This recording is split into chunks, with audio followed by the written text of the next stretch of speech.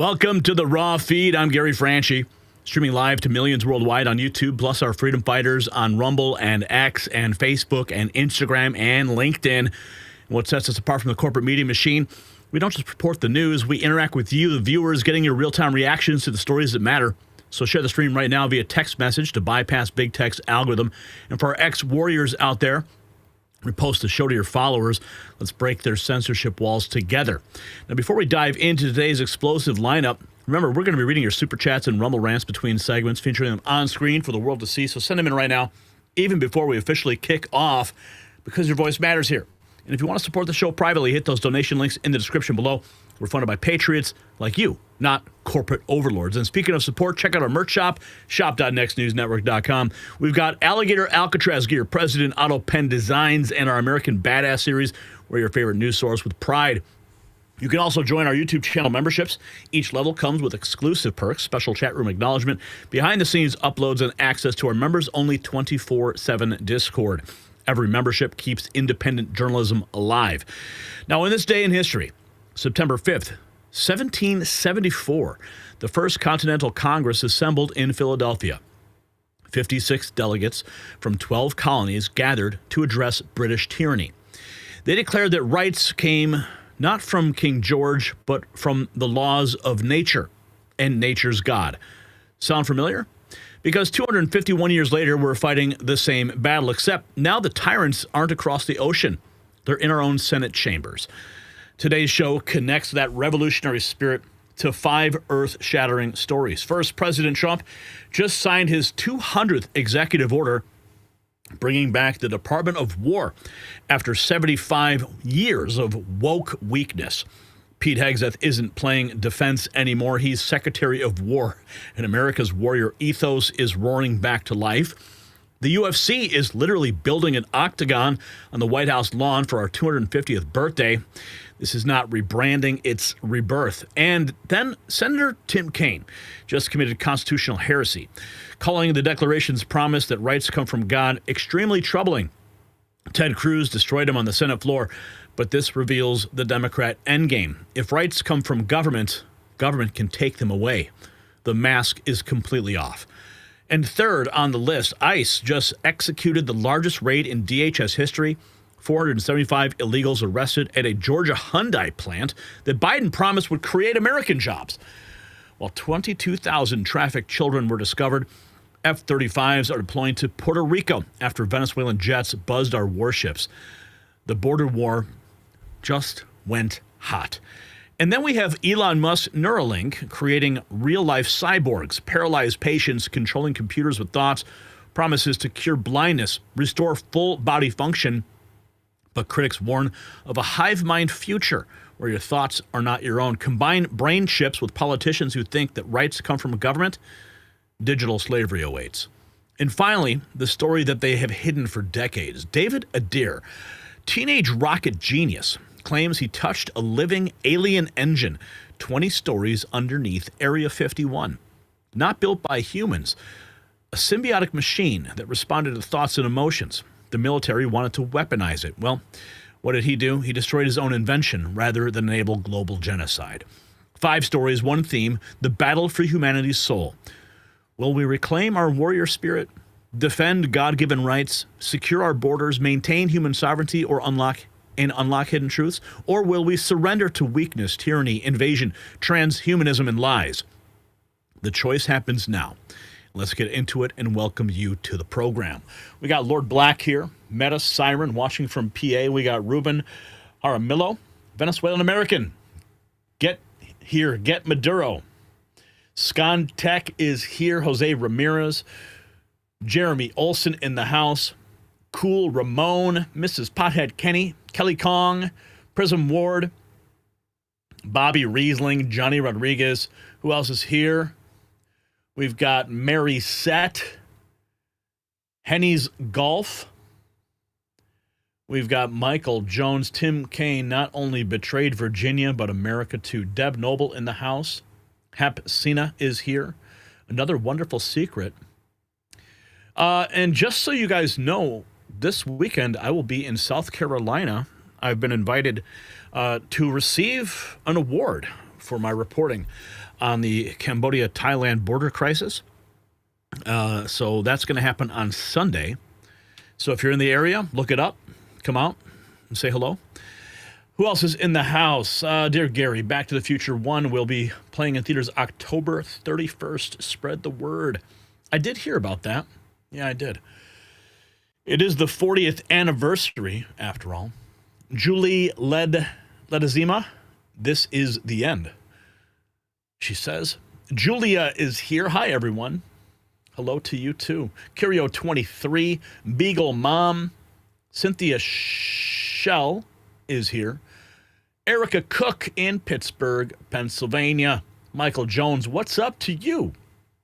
Alan Atkins in the house. No confirmed trajectory change as of September 5th per NASA JPL and Minor Planet Center data. Jeremy Olson with some cryptic information. Beth Wayman is here in Western PA. Who else is in the house?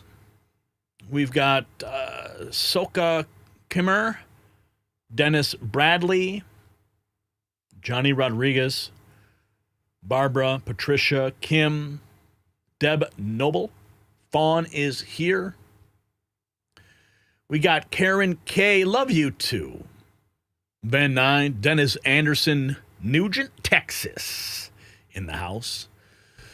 Who else is here? This is your moment. Dennis Peets. What's up? Enjoying your info. Thank you, sir.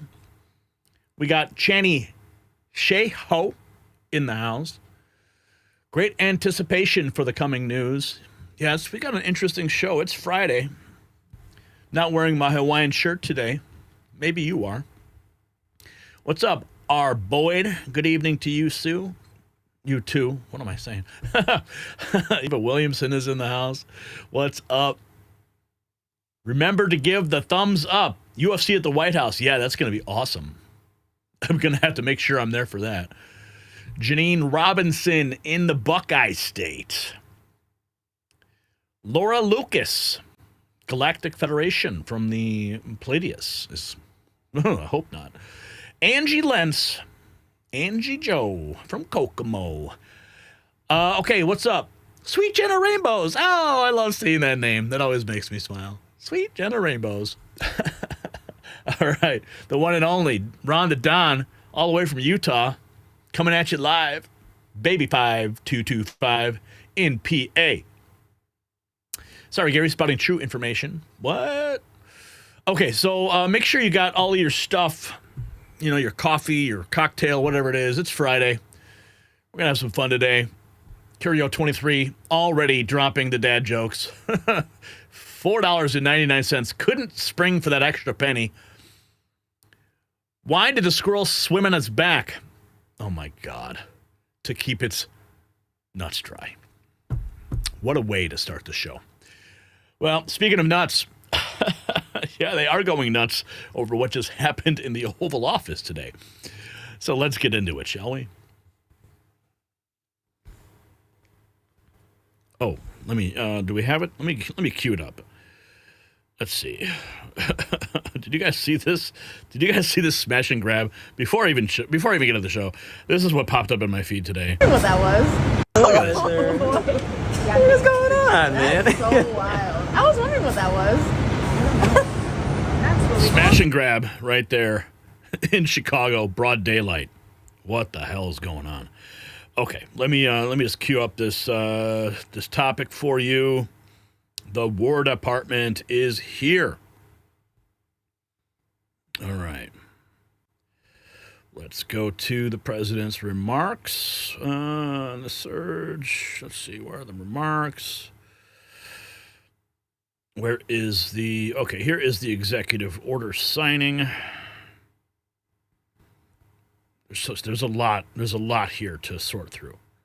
Okay, let's just go to... We'll open up with this one. All right. Something massive just shifted in Washington. After decades of playing defense, after years of retreat and weakness, President Trump just unleashed Executive Order number 200. And with one signature, he erased 75 years of decline. The Department of Defense is dead. The Department of War has risen from the ashes. Pete Hegseth isn't Secretary of Defense anymore. He's Secretary of War, just like George Washington intended. This isn't just a name change.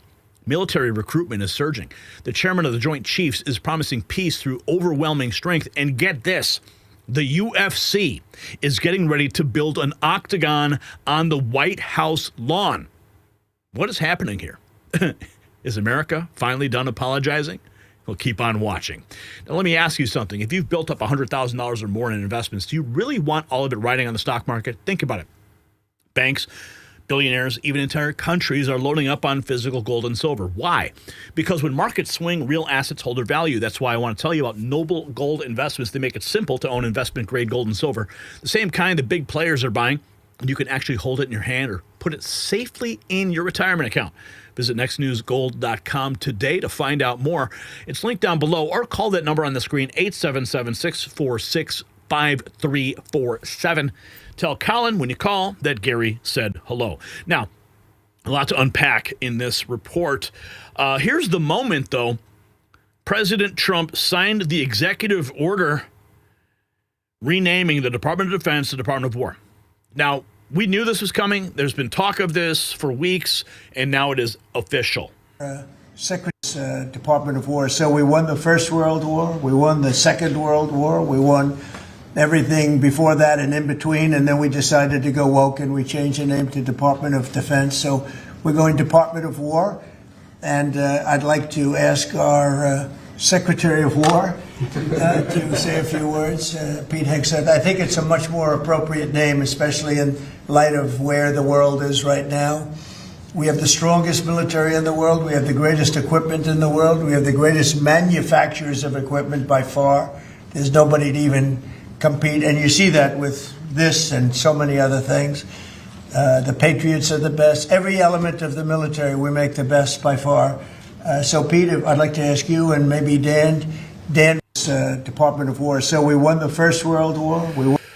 Back-to-back World War champs. Here's the moment that they changed the sign on Pete Hegseth on his door, and he's officially changed his Twitter handle to Secretary of War Pete Hegseth. Check this out. Here's the moment. And now,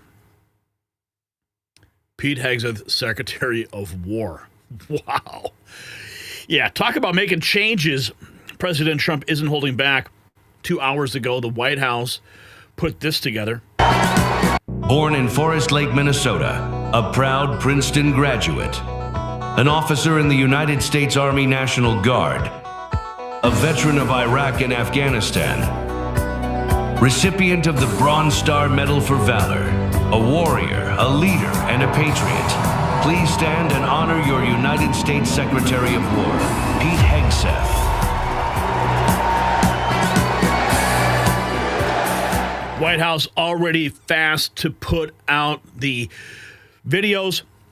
Here's more from, this is the Department of War. They just put out this video.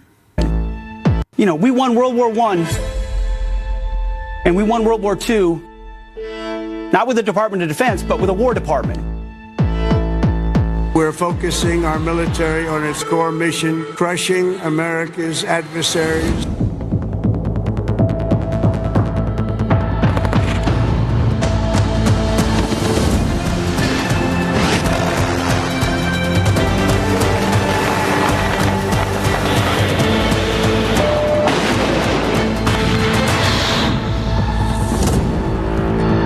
We're in the business of war fighting.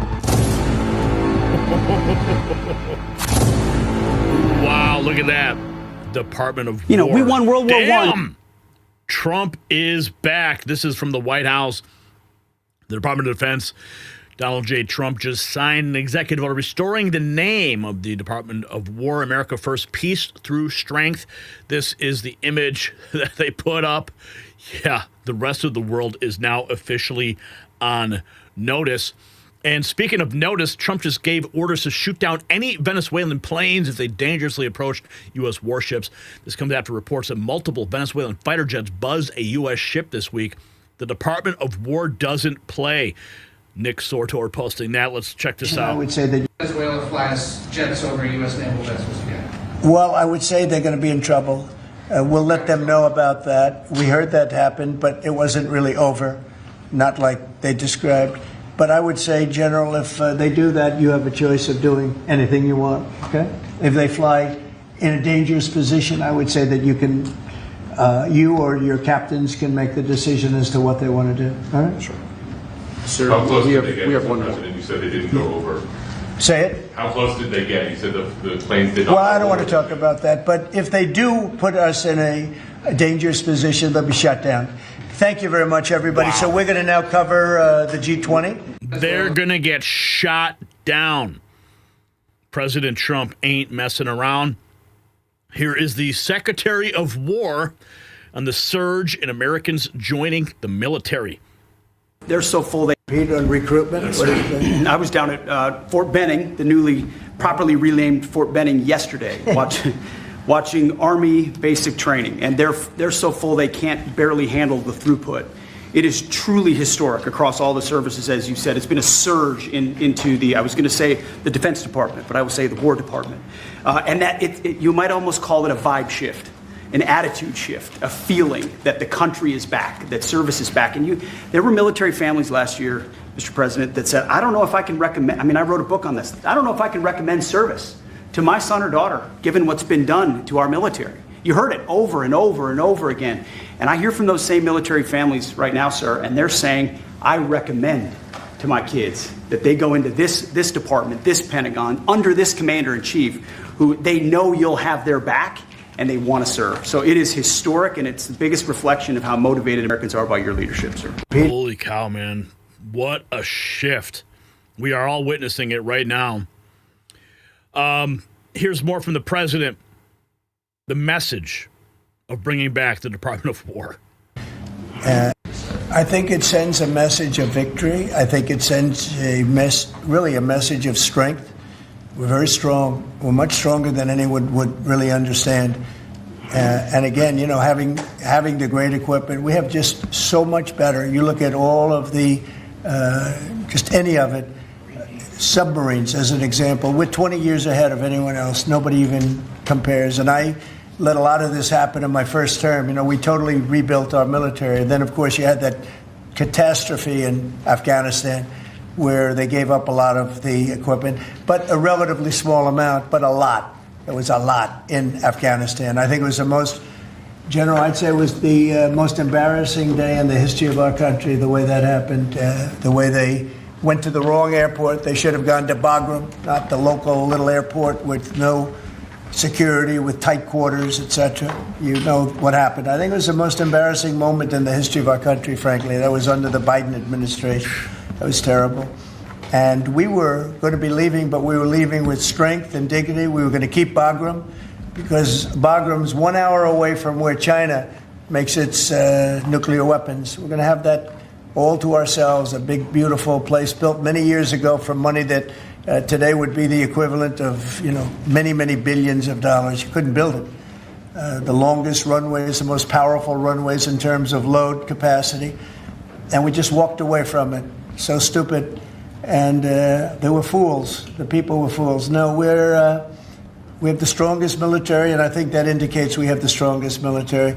And Man, Afghanistan was a mess. I'll never forget the visuals of those Afghanis running down the runway, screaming as C-130s were getting ready to take off. We got a lot of clips here from the Oval Office, but I do want to get some reaction. Oh, yeah, here's President Trump posting this. Yeah. Trump posts AI sumo animation of Chris Christie and J.B. Pritzker. Yeah, President Trump is mocking both of these men. But I want to hear, we got this stuff about the UFC. I want to get to that, but I know we had a clip here of Glenn Beck. I want to get to that. I thought it was in here somewhere. Sometimes these clips don't. Here it is.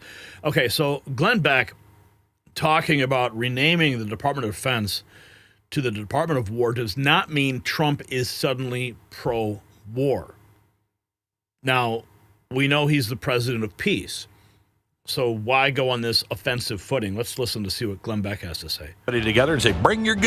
Do we need a Department of Defense or a Department of War? Just last night, I was against the Department of War. I think I'm actually for the Department of War. For the first 158 years of our republic, that's what it was. It was the Department of War. We didn't have this big Department of Defense. We didn't have a standing army. When we had to go to war, we just got everybody together and say, bring your guns in. And we had a Department of War that would open up and we could fight that war. Then we would send everybody home. We had that during Revolutionary War, the War of 1812, the trenches of France, the beaches of Normandy, all of them. Well, Harry Truman came into office in 1947. Truman convinced everybody that we had to have a standing army because of now the bomb and everything else. So he established the military. Within 2 years, it was called the Department of Defense. Is this trying to soften us and say we're not the aggressor? We don't have a Department of War. We have a Department of Defense. We are only a defender. Or was it something else? The next president was Eisenhower,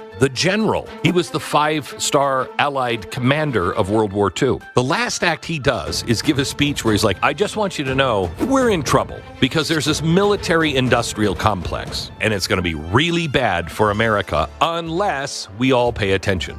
And it's going to start convincing you that we should be at war when maybe we shouldn't, because it will be good for the military-industrial complex. We started spending money like there was no tomorrow, and we ended up here. So the president comes out and he says, I really, really think we need the Department of War. When you think of defense, what do you think? Cybersecurity, and we've got spy programs. But when you think of war, what do you think? My children are going to die. I think Donald Trump is trying to remind us that's the reality of our Defense Department. And we keep getting roped into all of these wars that are meaningless. Why? Because somebody's making money. So do we need a Department of Defense or a Department of War? That is a pretty deep reality. UFC is coming to the White House. This is going to be a visual that we will all see very soon. 2026 is the date. July 4th, I believe, is going to be the scheduled event. Here's Dana White talking about it mid-August. Next summer, there is talk of a July 4th fight. America's 250th birthday next summer. Where at? At the White House. Okay. It's a pretty big venue. Is that going to happen, Dana? What can you tell us? It is definitely going to happen. I talked to him last night, him being the president, and I'm flying out there at the end of this month, and I'm going to sit down and walk him through, all the plans and the renderings, and we're going to start deciding what he wants and doesn't want. But yeah, it's definitely going to happen. Well, think about this. When you were just asking me, at the beginning how I felt about, where we are today. July 4th, 250th birthday of the United States of America, live on CBS from the White House. Well, listen, wow. I like the. Okay, we got some information on that. The White House publishing a bunch of stuff about it today. We've got the details. Okay, they published Octagon Cage on the South Lawn, a full fight card, Lincoln Memorial weigh-ins. Oh my goodness, they're going to be doing weigh-ins at the Lincoln Memorial. Jumbo screens on the ellipse, possible Oval Office walkout.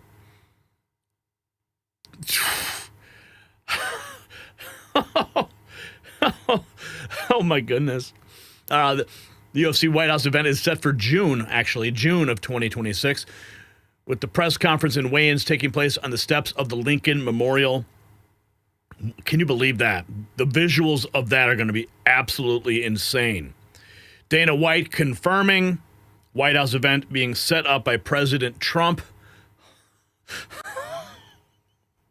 I couldn't. I mean, I heard about it, but yeah. This also 4 hours ago, Complex Sports UFC White House card is reportedly now set for June 2026, featuring weigh-ins at the Lincoln Memorial. Fight night on the South Lawn.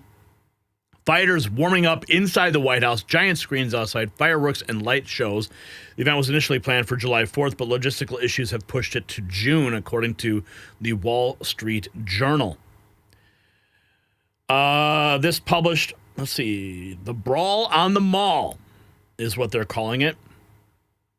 Memorial in motion for a full UFC card on the South Lawn in June, with men's and women's bouts, weigh-ins at the Lincoln Memorial, jumbo screens on the Ellipse, and fighters making their walkout straight from the Oval Office. Let's bring in Fox News Senator in motion. Oh, man.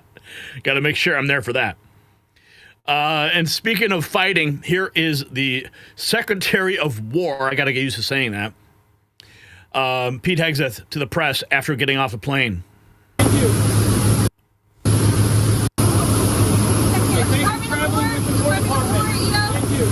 Thank you for traveling with the War Department. All right, let's get, here's more. Rapid Response 47, the U.S. Department of War.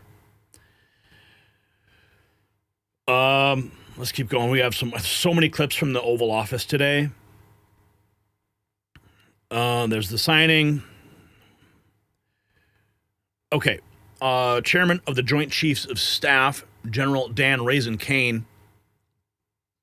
Let's jump to that moment in the Oval. To deliver. Thank you, Mr. President. It's a true honor for me today to represent the incredible men and women of America's joint force. Today and every day, the 2.8 million servicemen and women stand ready to fulfill our sacred duty to protect America at home and abroad.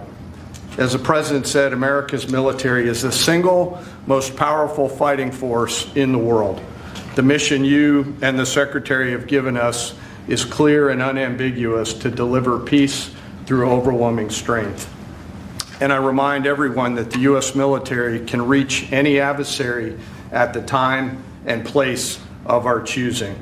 Service to this nation is an incredible gift, and we're grateful and honored every day to do so. Thank you, Mr. President. Thank you.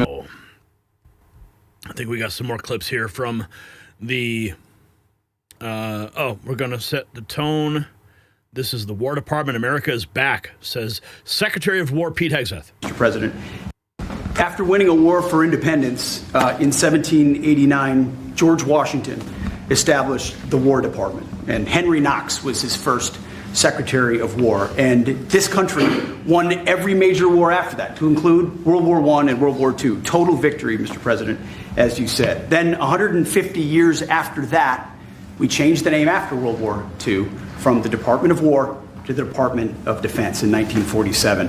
And as you pointed out, Mr. President, we haven't won a major war since, and that's not to disparage our warfighters, whether it's the Korean War, the Vietnam War, or our generation of Iraq and Afghanistan. That's to recognize that this name change is not just about renaming, it's about restoring.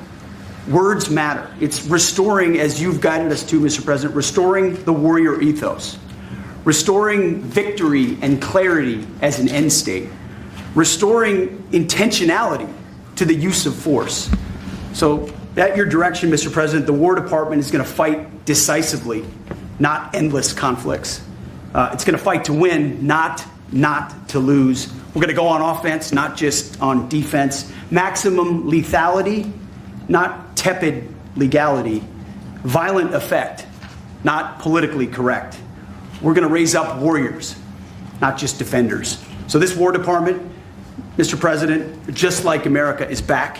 Thank you for your leadership and your clarity. We're going to set the tone for this country. America first, peace through strength, brought to you by the War Department. We're back. Oh, my goodness. I still can't believe this is happening. President Trump is not messing around anymore. Not messing around. Okay, here's President Trump discussing peace. And our strength. Well, I think I've gotten peace because of the fact that we're strong. If we weren't strong, those 7 deals I told you about, the 7 wars, a majority of them wouldn't have happened. They happened for 2 reasons, trade and our strength. Those are the 2 reasons. And probably strength may be more important than trade. So if I was very proud of all those wars. Those were wars that could not be settled, and I settled all of them. And we'll get the other one settled also. That'll get settled. But without the strength, we wouldn't have settled any of them. Yeah, please. Well, I think President Trump ending wars. Let's check. There's a clip from the Full Send podcast. Dana White talking about the UFC fight card at the White House. We're still a year away. Yeah. So the whole UFC landscape will change over the next year. We'll see where we're at, and we will absolutely positively put on the baddest card of all time. So this is not going to be like a normal card. No, all cards are great, but this is going to be like a super an exceptional pay-per-view card. Wow. And we're still a year away. Yeah. Who will headline that fight? Will it be Pritzker and Christie? Okay, I think we got another. We may have another clip here. Here's when President Trump. This is back in July. President Trump talking about the White House fight. We're going to have a UFC. I even think we're going to have a UFC fight. We're going to have. Does anybody watch UFC? The great day in the world. We're going to have a UFC fight. We're going to have a UFC fight. Think of this on the grounds of the White House. We have a lot of land there. We're going to build a little. We're not. Dana's going to do it. Dana's great, one of a kind. We're going to have a UFC fight, championship fight, full fight, like 20, 25,000 people. Oh my! And we're going to do that as part of 250 also. We're going to have some incredible. I even think we're going to have. Think about the logistics for that. I mean, here's more Dana White talking about the fight. This is in July. And just think of, obviously everybody wants to fight on that card. And that's a good thing because we're going to put on the best card we've ever done for that White House event. Holy shit, Dana. Imagine, just think about what I'm going to do for this fight. And then think about what Trump is going to do for this fight. You know what I mean? It's going to be it's a one-of-one experience. Like when we did the Sphere, it's the Sphere on steroids. I mean, it's going to be a one-of-one event. There'll be nothing like it ever again. Obviously, If you got value from this report, tap subscribe. My final thought is next. Now, why does this matter? Because symbols shape reality. When Trump renamed it the Gulf of America, when military bases shed woke names and reclaimed warrior heritage, he understood something that the left fears. Words do have power. The Department of Defense was born in 1947 as America retreated into Cold War containment. But the Department of War, that's what won our independence, crushed the Nazis, and made tyrants tremble. Pete Hegseth gets it. This isn't about glorifying conflict. It's about projecting strength so overwhelming that our enemies don't dare test us. When you call it defense, you're already playing their game. You're already backing up. When you call it war, you're sending a message. We're not here to manage decline. We are here to win. China sees it. Russia sees it. Iran sees it. Do you think America should restore the warrior ethos that made us great? Drop a yes or no in the comments below. And grab some American badass gear on your way out. Tap the link in the description, shop.nextnewsnetwork.com. The War Department. Wow. Moving into our next topic. What do you guys think about that? Oh, waking up now. Just woke up. Dropped $10 in the jar. Thank you, sir. Or maybe I shouldn't assume your gender. It's Friday.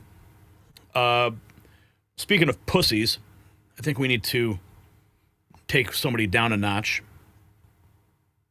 Yeah. This guy is a piece of crap. And the reactions are coming in. Okay.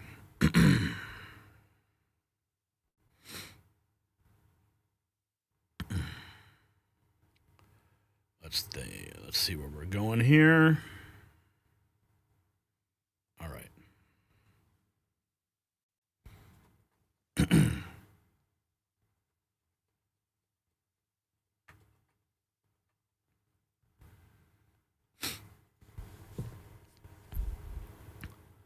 The mask finally slipped.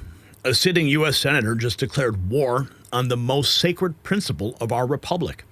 Tim Kaine, yes, Hillary Clinton's failed running mate, stood before Congress and called the idea that rights come from God extremely troubling. Not mistaken, not debatable, troubling. This was a gaffe. Or was it? It was actually a confession. After 248 years, a leader of the Democrat Party openly rejected the Declaration of Independence. Ted Cruz crushed him. Speaker Johnson condemned him. Even Bishop Barron weighed in. But here's what should terrify you. If Kaine believes that rights come from government instead of God, then government can take them away, every single one. Stay tuned. We have all of the reaction. And when Senator Tim Kaine declared that rights coming from God is extremely troubling, he exposed the truth about aging government power. Just as time ages our skin without proper protection, unchecked government ages our freedoms. A 2025 survey found over half of Americans worry about aging skin, but we should worry more about aging liberty. That's why I protect my health with Ageless Multi-Collagen, providing 5 essential types of collagen for smoother, more elastic skin. Just as we must preserve our body's foundation, we must preserve our nation's. Don't let government bureaucrats age your rights away. Restore your skin's vitality at healthwithgary.com and get 51% off today. You'll find it linked down below. Now, yesterday we just glanced this topic, and now the reactions are coming in. If you missed this, I'll play it for you. This is Senator Tim Kaine saying believing rights come from the Creator is extremely troubling, openly rejecting America's founding creed. That rights, the notion that rights don't come from laws and don't come from the government, but come from the Creator, that's what the Iranian government believes. It's a theocratic regime that bases its rule on Shia law and targets Sunnis, Baha'is, Jews, Christians, and other religious minorities. And they do it because they believe that they understand what natural rights are from their Creator. So the statement that our rights do not come from our laws or our governments is extremely troubling. The notion that rights there's a lot of reaction we're going to get to, and I also have the full clip. So you have the full context of this. I don't want to just extract a soundbite and not give you the full context. So we're going to play that for you as well. But remember this. John F. Kennedy said the rights of man come not from the generosity of the state, but from the hand of God. A very different Democrat Party back then. And then we have, the Federalist writes this headline, Tim Kaine thinks you're a terrorist if you believe rights come from God. The Federalist weighing in. Ted Cruz posting this 3 hours ago, tagging Tim Kaine. We also have Ted Cruz's reaction. Tim Kaine's home state of Virginia requires every K-12 student to know our Declaration of Independence states that Americans' rights are endowed by their Creator. He says Tim is a friend and is a sharper thinker as Democrats have, but I think he might need to go back to review high school civics in Virginia. And then he posts a image of the curriculum in Virginia. People weighing in. Democrats hate the founders, the Declaration, and the Constitution. They only take the oath because they believe the Constitution is a living document. They hate moral absolutes and do not regard the Constitution to be a moral document. How the leftists view the Constitution? Yeah, redacted, redacted, redacted, redacted. Silent No More makes a great point. To think this man was potentially in the presidential line of succession. He was Hillary Clinton's running mate. Whew, terrifying to consider that reality. But here's a reality that Tim Kaine doesn't want you to know. Senator Tim Kaine, who says there is no God and that all rights come from government, has a son named Woody, who is or was a member of Antifa and was rightly arrested. Speaker Mike Johnson weighing in on saying it's unbelievable. On the eve of the 250th anniversary of our Declaration, a sitting U.S. Senator insists we should no longer hold the most basic self-evident truth. Tim Kaine, if our rights are given by government and not by God, then government can take them away. We know that Democrats would love that, but you are not supposed to say it out loud. Now let's listen to Ted Cruz take him down a peg. Radicals do not come from our laws or our governments is extremely troubling. So Senator Kaine said in this hearing that he found it a radical and dangerous notion that you would say our rights came from God and not from government. I just walked into the hearing as he was saying that, and I almost fell out of my chair. Because that radical and dangerous notion, in his words, is literally the founding principle upon which the United States of America was created. And if you do not believe me, and you made reference to this, Mr. Barnes, then you can believe perhaps the most prominent Virginian to ever serve, Thomas Jefferson, who wrote in the Declaration of Independence, "We hold these truths to be self-evident, that all men are created equal, and that they are endowed by their Creator, not by government, not by the Democratic National Committee, but by God." The notion that rights don't come from laws and don't come from the government, but come from the Creator, that's what the Iranian government believes. Man. Oh, yeah, more people reacting. Check this out. John Strand writes, wow, a sitting U.S. Senator just rejected the foundational premise of the Declaration of Independence. So the statement that our rights do not come from our laws or our governments is extremely troubling. He says Tim Kaine should be thrown out of office. Lily Tang Williams, who knows a thing or two about communist tyranny, weighed in. She said, I learned as a college student in China from the Declaration of Independence that my unalienable rights were given to me by my Creator. I can't wait to educate him in Congress. Let's listen to her. And those beautiful U.S. Senator Tim Kaine said today, our rights come from laws, from government. That's what the communists want me to believe as a child in China. I learned from the Declaration of Independence, my unalienable rights are given to me by my Creator, not by my government. And those beautiful words brought me to this greatest country. I'm Lily Tang Williams. I'm running for Congress in New Hampshire to defend U.S. Constitution, to protect our individual rights, liberty, and property. And please donate lilytangwilliams.com. Thank you. A U.S. Senator. She's fire, man. I love her. I want to see her get into Congress and set some of these people straight. Because she doesn't pull no punches, man. She knows what it is. Just the News posting this 4 hours ago at a recent Senate Foreign Relations Committee hearing, Ted Cruz lambasted Senator Tim Kaine over American history after Kaine incorrectly asserted the rights of our citizens come from government and not from God. Matt Kwan, I still think Tim Kaine was replaced by an alien in 2021. The alternatives are CV, TDS, or he's always been a frumpy Midwestern and inferior successor to Thomas Jefferson. Most Dems are worse than pre-2020 purple bug lady glasses on his forehead might be aliens. Okay. Tim Kaine's Republican fan club doesn't exist. Oh, deep fake quotes. Not sure if you guys, we've played some of these guys' stuff before.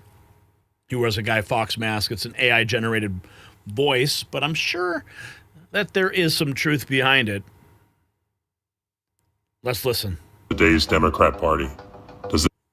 The notion that rights don't come from laws and don't come from the government, but come from the Creator, that's what the Iranian government believes. So the statement that our rights do not come from our laws or our governments is extremely troubling. Does Senator Tim Kaine represent today's Democrat Party? Does the Democrat Party despise what this nation was founded upon? And are they going against their oath of office, trying to tear it all down? Our founders told us plainly, we hold these truths to be self-evident, that all men are created equal, that they are endowed by their Creator with certain unalienable rights, that among these are life, liberty, and the pursuit of happiness. Not government, not politicians, endowed by our Creator. That's the cornerstone of America. Now listen to what Tim Kaine just said. He called the idea that rights come from a Creator extremely troubling. He compared it to Iran's theocracy. That's not only false, it's revealing. Because if government gives you your rights, government can take them away. That's Stalin's way. That's Mao's way. That's tyranny's way. And here's the point. They're telling you what they believe. They are showing you what they are. Which brings us to Tom MacDonald's #1 song, "The Devil is a Democrat." Maybe you've heard it. Maybe you've sung along. He calls out the propaganda on every channel, the culture war in our classrooms, borders left open, fentanyl in the streets, chaos passed into law. Now, whether you take it literally or not, there's a deeper truth in the song. If not the devil himself, then something sure acting like him is moving inside today's Democrat leadership. And when Kaine tells you that your rights don't come from God, but from government, he's confirming it. He's exposing it. The only compliment I can give him is honesty. At least he said the quiet part out loud. Now you know. Now it's undeniable. My friends, we are all anonymous, and we know where our rights truly come from. Cause the devil is a Democrat, and we don't play. Oh, yeah. The devil is a Democrat. I'm going to get to those full remarks for you so you can hear it. We have Just the News has a clip, and I think there might be one other one here, but let's go to Bishop Robert Barron. And something that everybody's Bishop Barron. I just feel obligated to speak out against something that I came across today, and I just found it so outrageous and really so dangerous to our democracy. It was Senator Tim Kaine at I think it was a Senate confirmation hearing, and he was actively contesting the view that our rights come from God and not from the government. And he said it's very dangerous if you claim that our rights don't come from laws and from government. Well, what struck me was he's a senator from Virginia. Virginia was a state of Thomas Jefferson and James Madison, both of whom took it as fundamental to our democracy that our rights don't come from the government, they come from God. So we know the familiar words of Jefferson, right? That we are created equal, created by God. We're endowed by our Creator with certain inalienable rights. Among these are life, liberty, and the pursuit of happiness. You see, so basic to Jefferson was the fact that rights come first. They're not invented by the government. Rather, government exists, and remember this language from the prologue of the Declaration, to secure these rights. It doesn't invent them, doesn't ground them. It secures them, it recognizes them as objectively coming from God, and then its whole purpose is to secure them, to serve them. Think too of that familiar word from Jefferson, inalienable. These rights are inalienable. Now why? Because they come not from the government, but from God. If the government creates our rights, it can take them away. If the government is responsible for our rights, well, then it can change them. You think this never happens, you don't know much about the history of the 20th century. Look at the great totalitarian systems of the 20th century that followed from the denial of God and denial of rights coming from God, and so those rights became eminently alienable whenever it served the purposes of the government. It just strikes me as extraordinary that a major American politician wouldn't understand this really elemental part of our system. God help us. I mean that literally. God help us if we say our rights are coming to us from the government. That gives the government, indeed, godlike power. We are, and this is not pious boilerplate, it's basic democracy. We are a nation under God. Lincoln says, the Gettysburg Address, that this nation under God shall have a new birth of freedom. Again, that's not just pious decoration. That's a very important political statement. We are a government that recognizes the objective rights that come from outside of government. Government exists to serve them and to secure them. Well, the fact that this rhetoric, and it's popped up elsewhere too in recent years, I spoke out against it a little while ago, is troubling. Because it's a fruit, I would say, of the increasing marginalization and privatization of religion, if not outright hostility to it. But see, everybody, religion is elemental. It's basic to our democracy. So I'm speaking out against this statement I think is really dangerous, both as a Catholic bishop and as a proud American who's very happy to follow Thomas Jefferson. And God bless you. Wow. God bless you too, brother. God bless you, too. Okay, I want to get to those full remarks here. Here it is. Okay. Laura Powell writing. For those seeking context, she's actually one of the original posters that I originally found this from. For those seeking context, I'm sharing a video of Senator Kaine's full statement. If anything, he sounds worse than the shorter clip portrays. The statement was made during a confirmation hearing yesterday. In his opening statement, Riley Barnes, nominee for Assistant Secretary of State, shared this quote: "We are a nation founded on a powerful principle. And that powerful principle is that all men are created equal because our rights come from God, our Creator, not from our laws, not from our government." Senator Kaine was explicitly disagreeing with the sentiments regarding rights that Barnes expressed in his testimony. So let's listen to the full remarks together. Mr. Barnes, I was struck by your opening comments, and I asked to get a copy of them so I could read them and make sure I quoted them correctly. You state, and this is a quote from Secretary Rubio, "Our rights come from God, our Creator, not from our laws, not from our governments." I find that very, very troubling. I'm a devout person. I was a missionary in Honduras. We've got other devout folks in this room, Christian, Jewish, Muslim, American.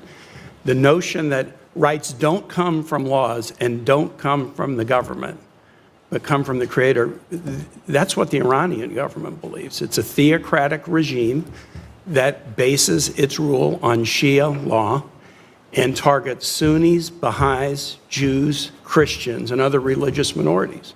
And they do it because they believe that they understand what natural rights are from their Creator. So the statement that our rights do not come from our laws or our governments is extremely troubling. I think the motto over the Supreme Court is equal justice under law. The oath that you and I take, pledge to support and defend the Constitution of the United States, not arbitrarily defined natural rights. I'm a strong believer in natural rights, but I have a feeling if we were to have a debate about natural rights in the room and put people around the table with different religious traditions, there would be some significant differences in the definitions of those natural rights. You go on to say, "I believe our country and our government is the best in the world, and our strength comes from our enduring values." I believe that. But then you say, and you got to choose what to say in your opening testimony, these values aren't an endless list of, quote, rights. You put the quote around that to kind of demean the notion of rights that people create and change and form to meet their own needs or desires. These values aren't identity politics. They're the historic natural rights that we have as individuals pursuing life, liberty, and happiness in the world.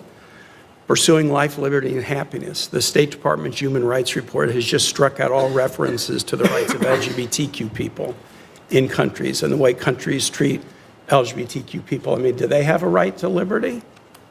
Do they have a right to life? Do they have a right to happiness? Senator Murphy pointed out that the Human Rights Report has taken out information about freedom of association, about freedom of expression, about exploitation of children, about prison conditions. These were all part of the human rights reports that have been done for years by the State Department.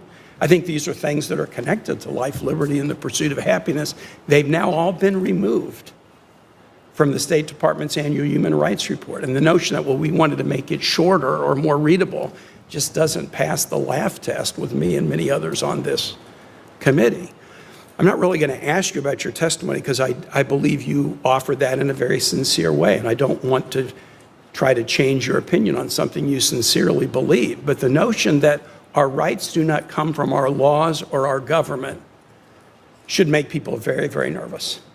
Because people of any religious tradition or none are entitled to the equal protection of the laws under the 14th Amendment. It shouldn't matter what their religious background is, what they think about God or the Creator, what their church affiliation is. You are entitled in this country, every person, to the equal protection of the laws. And so to demean laws and demean governments and suggest that rights don't come from laws and governments, I mean, again, I think there are such things as natural rights, and I try to live in accord with them. But I would never demean the law. We are a nation of law, it's not men. Law is not people. And if we now, after nearly 250 years, suddenly start to demean that or diminish that and suggest, no, it's natural rights as defined by a leader, the the leader of Iran or the leader of any nation. That does not create a place of safety or comfort for folks. Or a leader like Thomas Jefferson. If you got value from this report, tap subscribe. My final thought is next. So this is the line in the sand, America. When Tim Kaine says believing rights come from God is extremely troubling, he's not just attacking the Declaration, he's attacking you. Every gun owner, every parent, every person of faith. Because if rights come from government, then the Second Amendment is just a suggestion. Free speech becomes a privilege. Religious liberty turns into a permit. Property rights gone with one vote. This is why the founders wrote, endowed by their creator, to put our rights beyond the reach of tyrants like Kaine. His own state of Virginia requires every child to learn this truth, yet their senator calls it theocracy. JFK understood, Reagan understood, but today's Democrats worship government as God. So here's my question. Should any politician who rejects God-given rights even be allowed to take an oath to defend the Constitution? Yes or no? Let's continue this conversation in the comments below. And you can show your colors by going to shop.nextnewsnetwork.com, where you can trigger a liberal like Tim Kaine today. Wow. Disgusting. Just disgusting. But that is the modern Democrat Party for you, folks. The modern Democrat Party. What are you guys saying in the chat room? Sticks and stones. It's a two-way street. Many monitors oversensitive. Don't F around with us. Kick Kaine out, says Karen. Thank you so much. No, they shouldn't. This punks in law, they should not be allowed to hold any office. I thought if they put their hand on the Bible, they swore in, right? Patchy Pete, I am with you on that. Kaine and Warner, both the worst things to come out of Virginia. They're given their positions. Democrats are the enemy. Don't like it? Come to the correct side, says Brian. Deb says, you mean communists? Our ancestors crossed an ocean of wooden boats to get away from that flawed thought, says Bill's Rules. Counting blessings. Scott says, I've been triggered. Tim Kaine is a mental midget. In God we trust. All right. Let's get into what's happening now. The latest, massive ICE raids taking place. Absolutely massive ICE raids. There was one clip. I wasn't sure where it went. I thought we had a clip of those. Let me just check and see real quick. There was a clip I wanted to play today. I thought it would fit into this. Maybe I was wrong. There was a couple military individuals who were arrested today in uniform. Very dramatic. Do we have that somewhere? I thought we did. Maybe I didn't bookmark it. I'm trying to see if we have it somewhere. Okay, maybe I'll just have to find it for you guys. Let's see here. I thought I tagged it. Maybe I didn't. Okay, let's go back to it and see here. Ah, yes, there it is. 5 hours ago. Yes, that is what I was looking for. Thank you.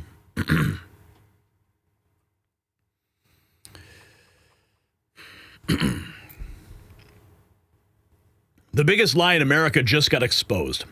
Remember when Joe Biden stood at the Georgia Hyundai plant promising it would create good-paying American jobs? Jobs that you could raise a family on, he said. Well, ICE just raided that same plant and arrested 475 illegal workers. The largest single site operation in DHS history.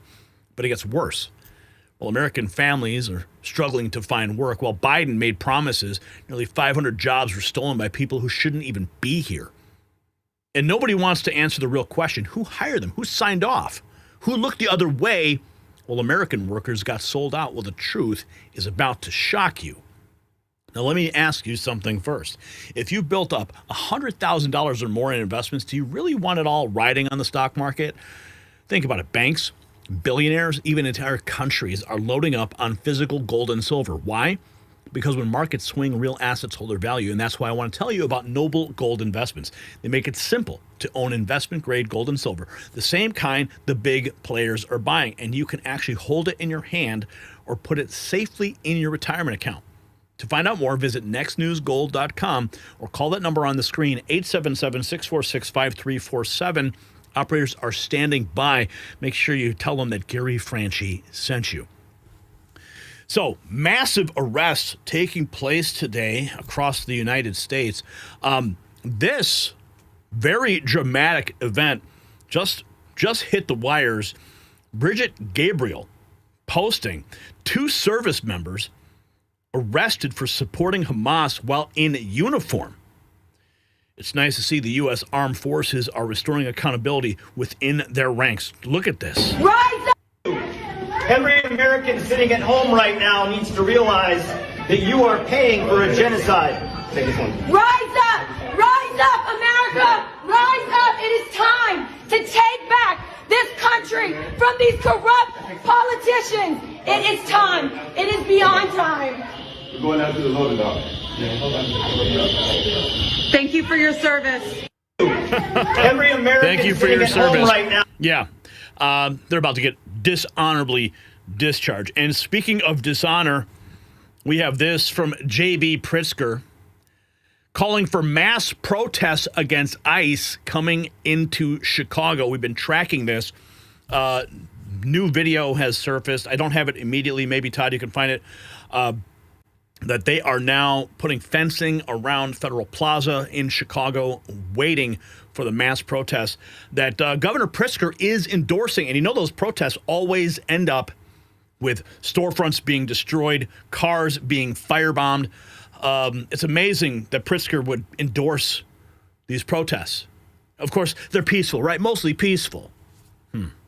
And I'm telling people to know your rights, be extra careful, and know that there is the possibility that ICE will be on the ground and causing some mayhem. Don't play into their hand. And if you have the opportunity, please protest, pull out your phone, video everything that they're doing, whether it's an iPhone, an Android, whatever you've got, and make sure that the media sees it. Yeah, make sure the media sees that you're a... yeah, here's the video of the barricades going up in Federal Plaza in Chicago as they're expecting violent protests. Guys, I'm on the ground at the Federal Plaza where you can see workers setting up this barricade here ahead of these demonstrations that are expected in front of the Federal Plaza here in Chicago. Guys, I'm going to keep you updated as this unfolds. Guys, so Chicago is about to turn into a war zone. The Trump administration, CNN even reporting, just apprehended nearly 500 people during an immigration raid on a Hyundai site in Georgia, the biggest single site operation in DHS investigation history. But who hired them? That's the big question. We're following a massive ICE raid at a Hyundai plant in Georgia. Officials say roughly 450 undocumented migrants were apprehended. Now, Thursday's raid was carried out by multiple state and federal law enforcement agencies, including ICE, the FBI, and the Georgia State Patrol. I want to bring in CNN's Isabel Rosales, who's been monitoring this. So, Isabel, what is the latest this morning? Omar, good morning. With more than 450 people apprehended, this marks what appears to be one of the largest ICE raids at a single site in the 22-year history of this agency. Now, here's what we know. This happened at the Hyundai Meta plant site. This is in Ella Bell, Georgia. This is just 25 miles or so west of Savannah. And according to the Associated Press, this raid stopped construction of this factory that's being built to produce batteries for electric vehicles. This same site, this same project, this was touted by Georgia's Governor Brian Kemp, who called it the largest economic development site in the state's history. Now, we have video that we're showing in pieces here of masked and armed agents there at the site, giving out orders while officers raided the facility. We can also see workers here in hard hats and vests. They were lined up as this was ongoing. On site was ICE, Georgia State Patrol, FBI, DEA, ATF. They were executing, Omar, a search warrant that DHS says is part of an ongoing criminal investigation into this, quote, allegations of unlawful employment practices and other serious federal crimes. They're saying that this sends a clear and unequivocal message, too, that they're taking this very serious. And here is the special agent in charge, what he had to say about this raid. We are making many arrests of undocumented individuals. We have encountered many lawful employees working here, United States citizens and lawful permanent residents, and they are, of course, being released. Meanwhile, Hyundai says it is cooperating with law enforcement, saying this: we are committed to abiding by labor and immigration regulations. And meanwhile, Omar, on this same day, hundreds of miles away in upstate New York, another large raid at a work site. Dozens of workers at a family-owned plant that makes nutrition bars were also apprehended during an ICE raid. CNN affiliate WSTM reports that about 60 workers were detained. New York's governor condemned this raid, saying it doesn't make their streets safer. And the owner of that nutrition plant told the New York Times that the workers had legal documentation to work in the U.S., calling this ICE raid a, quote, overkill. Omar. Yeah, Let's you could, go. Thank you for you can get those those details. legal documents probably anywhere online. Here's more. Meta Resistance posting this. Hyundai manufacturing site in Georgia, and more people were detained at the business in New York. Welcome back to Action News Midday. Now, the move sparked anger and frustration with the New York governor, who is saying she's outraged by people being separated from their families. ABC's Rena Roy has the very latest. There's the old line, separated from their families. Trump is separating people from their families. Yeah, there it is. 475 people detained by immigration officials at a Hyundai manufacturing site in Ella Bell, Georgia, Thursday, just west of Savannah. The ATF Atlanta offices posting these images on social media, saying they were there to assist. This has been a multi-month criminal investigation where we have developed evidence, conducted interviews, gathered documents, and presented that evidence to the court in order to obtain a judicial search warrant. Department of Homeland Security officials say this was part of an ongoing criminal investigation into allegations of unlawful employment practices and other serious federal crimes. DHS saying it underscores the commitment to protecting jobs for Georgians, ensuring a level playing field for businesses that comply with the law, safeguarding the integrity of our economy, and protecting workers from exploitation. There are no criminal charges being announced today. More than 24 people detained are South Korean. The country's foreign ministry voicing, quote, concern and regret over the incident at the plant, which is run by South Korean companies, saying individuals' rights should not be unfairly infringed upon. Meanwhile, in upstate New York on the same day, at least 40 people were detained at a factory that makes specialty nutrition bars. The workers here, like I said, they're great people. Love every single one of them. We can't do what we do without them. I won't support any effort to separate families. I think it's appalling. I have said all along, I will help the federal government remove people who are threats, that are violent criminals. This is what the president promised during his election. This is what we are told. Go after the worst of the worst. It's all we heard about. And now you have raids. And now officials have not provided details on that. Oh, my goodness. Yeah. What do we have here? This is Roz Alerts posting some video from that raid. Immediately. We need all work to end on the site right now. Wow. Massive operation.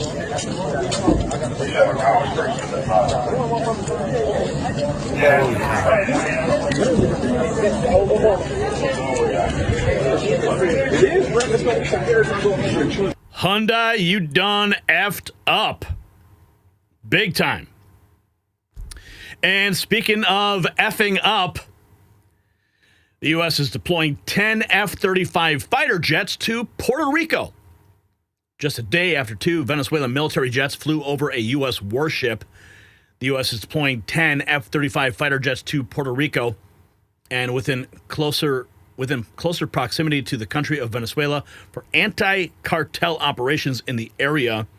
It's also being reported U.S. Marines and sailors from the 22nd Marine Expeditionary Unit began carrying out amphibious training and flight operations in southern Puerto Rico, according to Reuters. I think we have some remarks. Todd, maybe you could grab those remarks from Trump in the Oval Office today, talking about the operations of those flyovers and the authorization for shooting them down. But I want to also take a look here while we're looking for that. Speaking of sedition and undermining the United States, this Homeland Security posting this 11 hours ago. To call for beheading officers is unhinged behavior. The men and women of ICE put their lives on the line every day. President Trump also making remarks about what's going to happen to these Portland protesters. He's going to go in and shut it all down. Look at him burning an American flag. As you know, President Trump has made that illegal. Wow,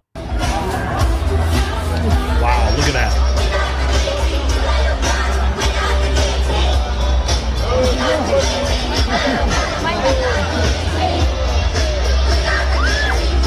Oh my goodness.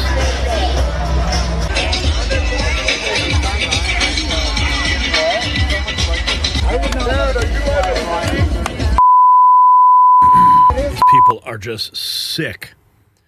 Absolutely sick. Well, President Trump has said that's going to get shut down real quick. Here, we have this also in Missouri. 2 buffet owners charged with harboring illegal immigrants. Don't tell J.B. Pritzker that. Federal agents arrested 20 people at the home of Guo Ling Yi and Di Jin Yi. Legally. Tonight, a St. Charles buffet is shut down after federal agents raided the restaurant and a nearby home. And today we learned 2 people were charged in connection to this. Justina Coronel joins us from the newsroom to share details in this case. Justina.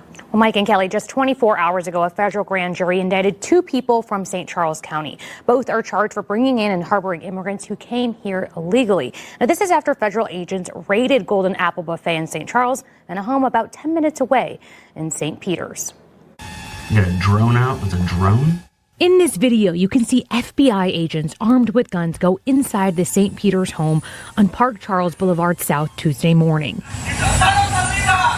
That's an agent screaming, "Hands up," in Spanish. A witness who took this video said agents arrested 20 people.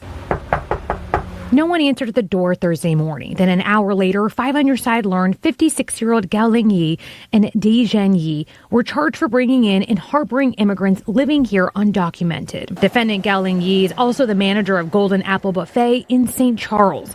One witness said a group of employees would come to work in a van, and the buffet just had its grand opening in May, but it's now closed. The FBI confirmed. Yeah, maybe you shouldn't have hired all those illegals. Okay, so we got the clip here from President Trump in the Oval Office talking about those flyovers. What will happen if Venezuela jets fly over U.S. naval vessels? Do that, you have a Venezuela flies jets over U.S. naval vessels again. Well, I would say they're going to be in trouble. We'll let them know about that. We heard that happen, but it wasn't really over, not like they described. But I would say, General, if they do that, you have a choice of doing anything you want, okay? If they fly in a dangerous position, I would say that you can, you or your captains can make the decision as to what they want to do. All right? Sure. Sir, how close did they get? We have one more. You said they didn't go over. Say it. How close did they get? You said the planes did not. Well, I don't want to talk about that, but if they do put us in a dangerous position, they'll be shut down. Thank you very much, everybody. So we're going to now cover the G20. They will be shot down. President Trump deploying fighter jets to Puerto Rico. And here's President Trump talking about those Portland protesters. He's going to send the National Guard. Portland. I will say this. I watched today. I didn't know that was continuing to go on, but Portland is unbelievable what's going on in Portland. The destruction of the city. Are you going in the park? Well, I'm going to look at it now because I didn't know that was still going on. This has been going on for years. So we'll be able to stop that very easily. We'll be able to stop. But that was not on my list, Portland. But when I watched television last night, this has been going on. You wouldn't be standing if you were the mayor. You would be. Can you imagine what they're doing? They're walking in throwing smoke bombs into the store. These are paid terrorists. Okay. These are paid agitators. These are professional. I watched that last night. I'm very good at this stuff. These are paid agitators. They get paid money by radical left groups, not radical right groups, radical left groups. And they get paid a lot of money. And you see it with the signs. They all have perfect signs that are printed. They look as good as that sign. Those signs aren't made in basements. They're made at professional printing offices, and they cost a lot of money. These are paid agitators, and they're very dangerous for our country. And when we go there, if we go to Portland, we're going to wipe them out. They're going to be gone, and they're going to be gone fast. They won't even stand the fight. They will not stay there. They've ruined that city. I have people that used to live in Portland. They've left. Most of them have left.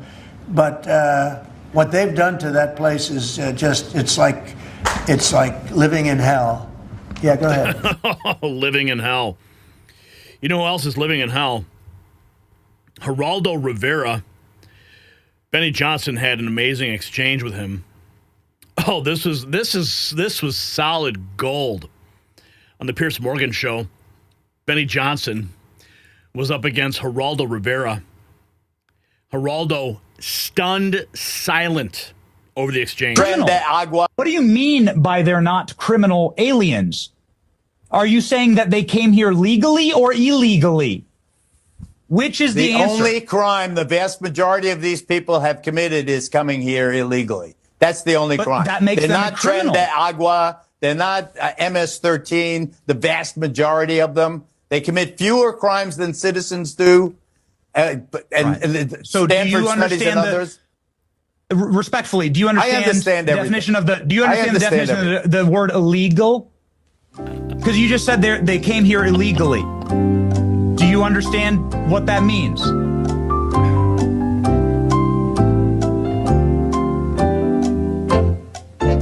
That means they broke our laws.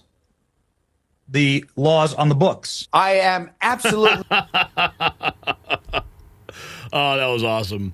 That was awesome. Geraldo, stunned silent. More on those fighter jets to Puerto Rico. Sources say the development comes after U.S. forces attacked a boat that Trump said was carrying massive amounts of drugs. The president is sending stealth fighter jets to Puerto Rico to use against what he claims to be state-sponsored drug cartels in the Caribbean. We showed you that footage just the other day of that attack. Let's continue. We've got more to get to here. There's that footage of those people that Trump is going to get rid of quickly outside of the ICE facility in Portland. The buffet owners. Okay, Alligator Alcatraz, a major victory. Rapid Response 47, 9 hours ago. Alligator Alcatraz, a judge reversing the order to shut it down. Stunning news tonight. Down to a major decision involving Alligator Alcatraz, a judge now reversing the order to shut it down, allowing the migrant detention center in the Everglades to stay open. This is being seen as a major victory for the Trump administration. And we're getting reaction to the stunning news tonight. Local 10's Magdala Lusan joins us live near Ochapi with more. Magdala. Yeah, so that initial order was just issued 2 weeks ago to the day, asking the state to shut down Alligator Alcatraz as well as move the detainees out. But now with this reversal order in today, it looks like Alligator Alcatraz will stay open, at least for now. Are you tired of winning yet? I'm not. Okay. What do we got here? U.S. Attorney General for Southern District of Texas at a press conference, the American people told time and time again, insisting on a secure border, an orderly immigration process lacks compassion. But what? Time again that it.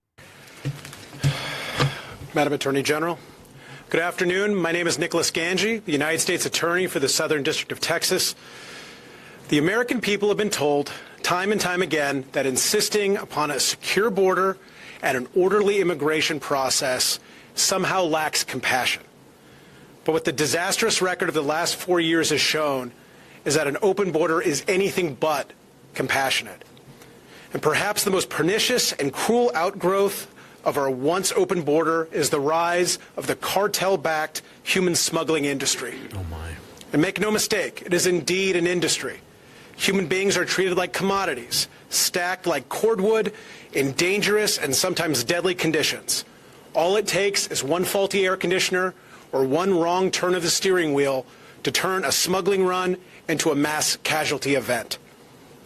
The saddest example of this is the 2021 smuggling crash in Chiapas, Mexico, where a tractor trailer carrying 160 people overturned, costing the lives of 50, including children, and injuring more than 100 others. The Southern District of Texas, along with Joint Task Force Alpha, has worked tirelessly to bring justice to those responsible for this great tragedy. Last year, a grand jury in the Southern District of Texas indicted 6 Guatemalan nationals for conspiring to smuggle these victims into the United States.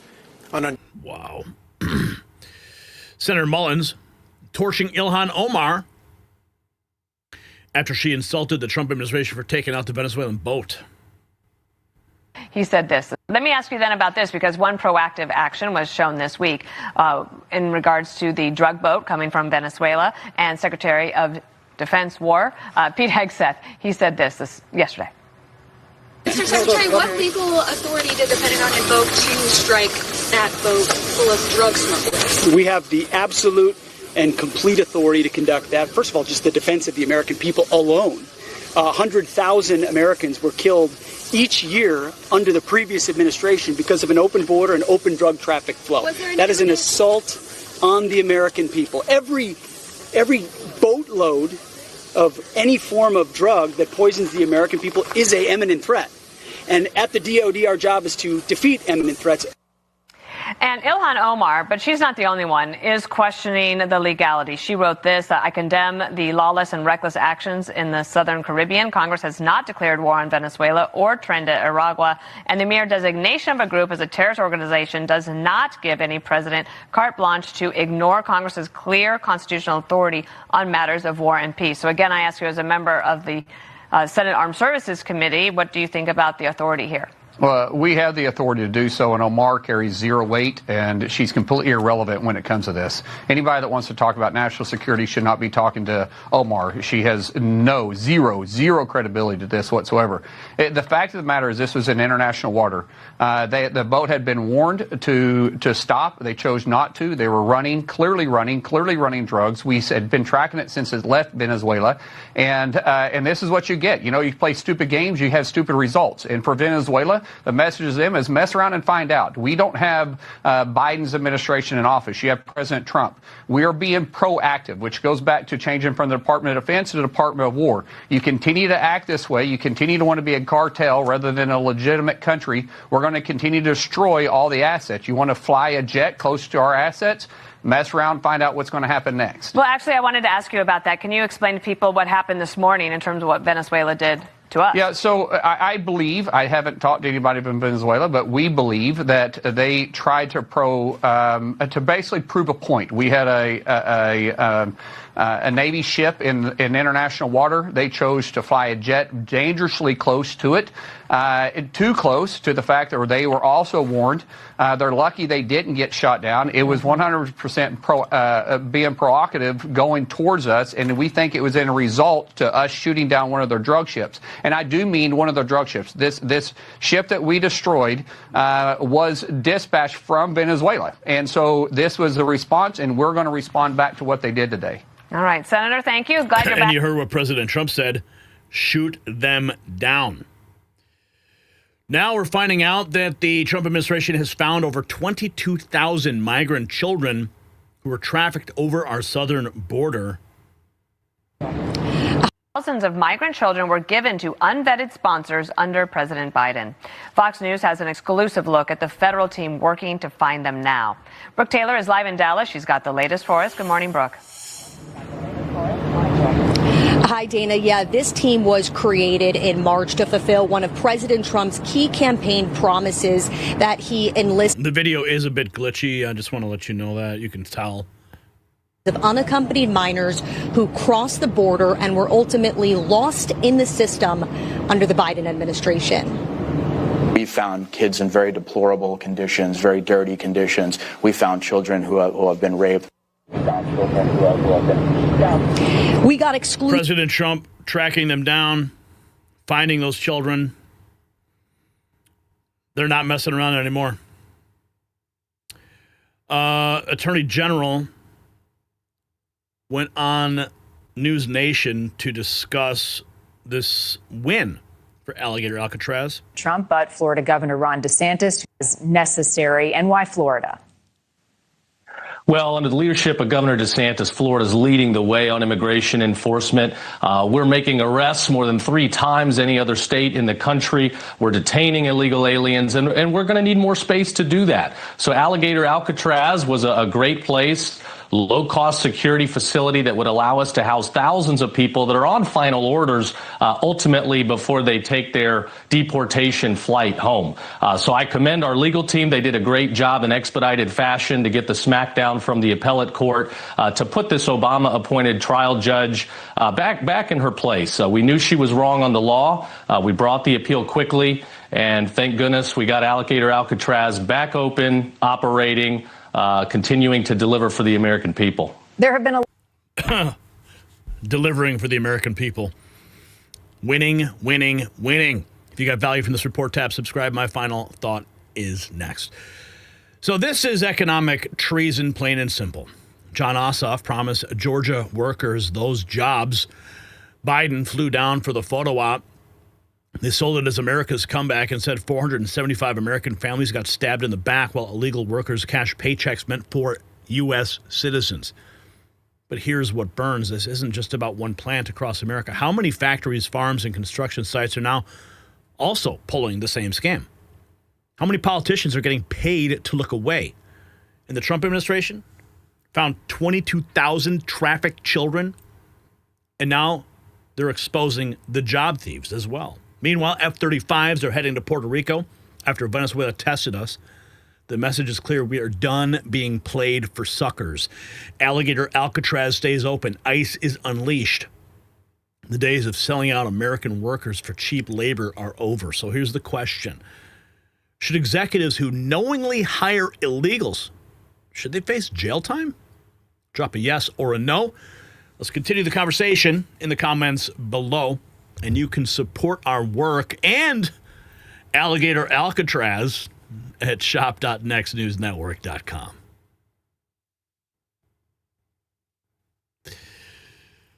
Wow. What are you guys saying in the chat? Don't eat tuna. Yes, yes, yes. Hey, Geraldo, they're stealing American jobs and human trafficking. Blessed mess. Not sick of winning, says Gary. Pothead Kenny, become a member. Join the N3 Discord channel to meet others and so much more. Yeppers. Sorry I was late tonight. My daughter was visiting. No worries. Hyundai should face penalties and charges. That's a hell of a lot of people. 470. I mean, sheer volume of fraud. I mean, they had to look the other way. Someone there was looking the other way. It is time for action. Yes, Tyson. We do have an announcement we're going to release next week. We've been developing an app. I want you guys to be aware of this. It's going to be for members. There will be a link next week. Keep an eye out for that. We'll put it in the description for our shows. If you have Android or iPhone, it's going to be, and you can even use it with, I think you can log in with your Discord account. So very cool. Another way for members to communicate and connect with each other. Social network of sorts. I think you guys will really like it. So make sure you check out that. Okay, let's go into our fourth topic of the evening. It's Friday, baby, and it's just getting weird out there. Real freaking weird.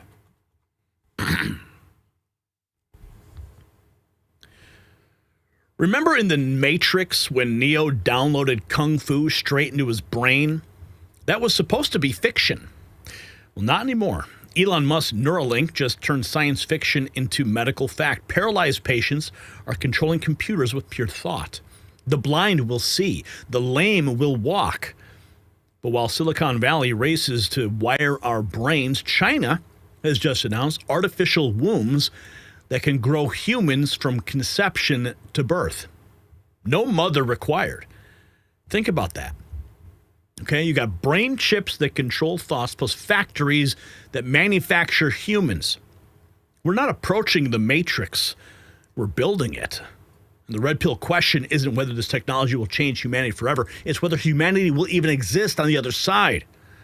Don't look away.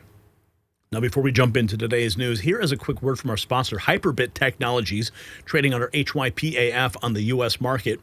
As President Trump puts a spotlight on crypto and pushes forward policies to keep America ahead in the digital asset race, Hyperbit is charging ahead with next-generation crypto mining technology, expanding on their multi-million crypto treasury that already includes Bitcoin and Ethereum, and aiming to position itself to benefit from pro-innovation laws and executive orders. This is a complete diversified company that gives you one-stop exposure to the entire crypto sector without having to pick and choose individual projects.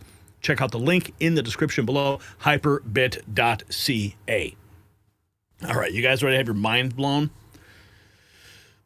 Here he is. This is the CEO, straight out of the Matrix.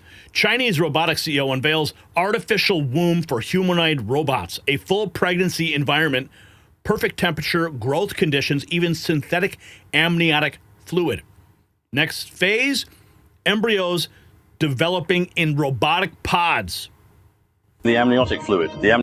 We've just finished building this advanced pregnancy environment. It's meticulously designed to function exactly like a real human womb. We've included everything: precise temperature, optimal growth conditions, even replicating the entire surrounding atmosphere. Every single detail is identical, right down to the artificially created amniotic fluid, which perfectly mimics its natural composition. We've just built this pregnancy environment to be like a real womb, including its temperature, its growth environment, and the surrounding environment. Yeah, it's all exactly the same. Yeah, that's right, including the amniotic fluid. The amniotic fluid is also artificial.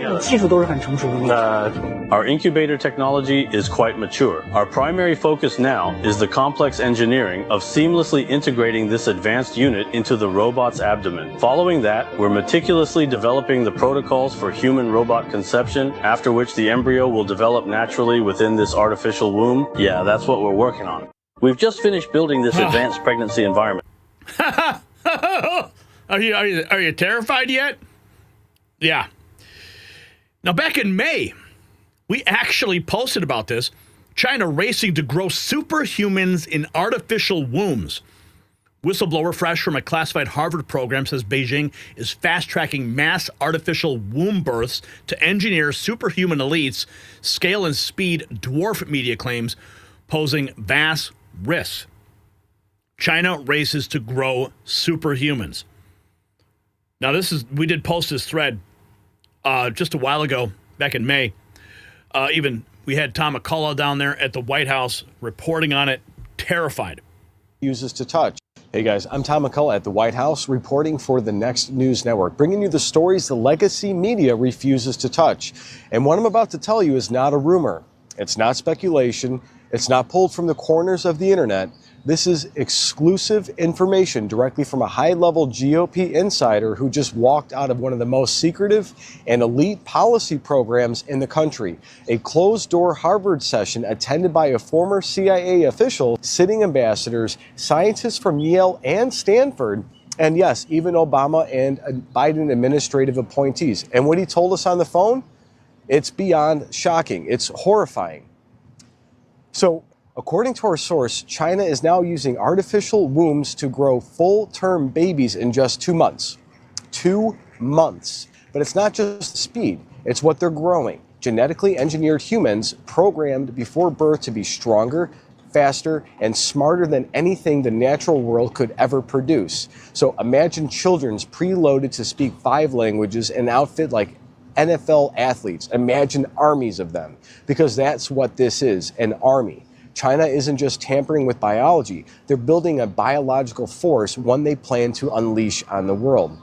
Our sources told us that these programs are backed by China's military and biotech sectors and supported by artificial intelligence systems so advanced, even the CIA officials at Harvard program called them a moral nightmare. One top-level intel officer reportedly said this, and I quote, "I don't believe in God, but what I saw in that room was playing God. And if we don't do it, China will win. But if we do it, we might destroy ourselves." So that's the choice we're being forced to make: moral suicide or national suicide. And let that sink in. Now, here's where it gets even more dangerous. China is reportedly using artificial wombs monitored by AI systems, what they call nanny programs, to grow embryos without any human involvement. No mother, no father, just tubes, sensors, and control panels. Our insiders said they've already been experimenting on animals, even primates, and that human trials, they may already be underway. And while the rest of the world, America included, is still fighting over pronouns and electric cars, China is quietly engineering a generation of superhumans. They're editing DNA to increase intelligence, to boost strength, to eliminate emotion, and they're doing it faster than any regulatory body can do.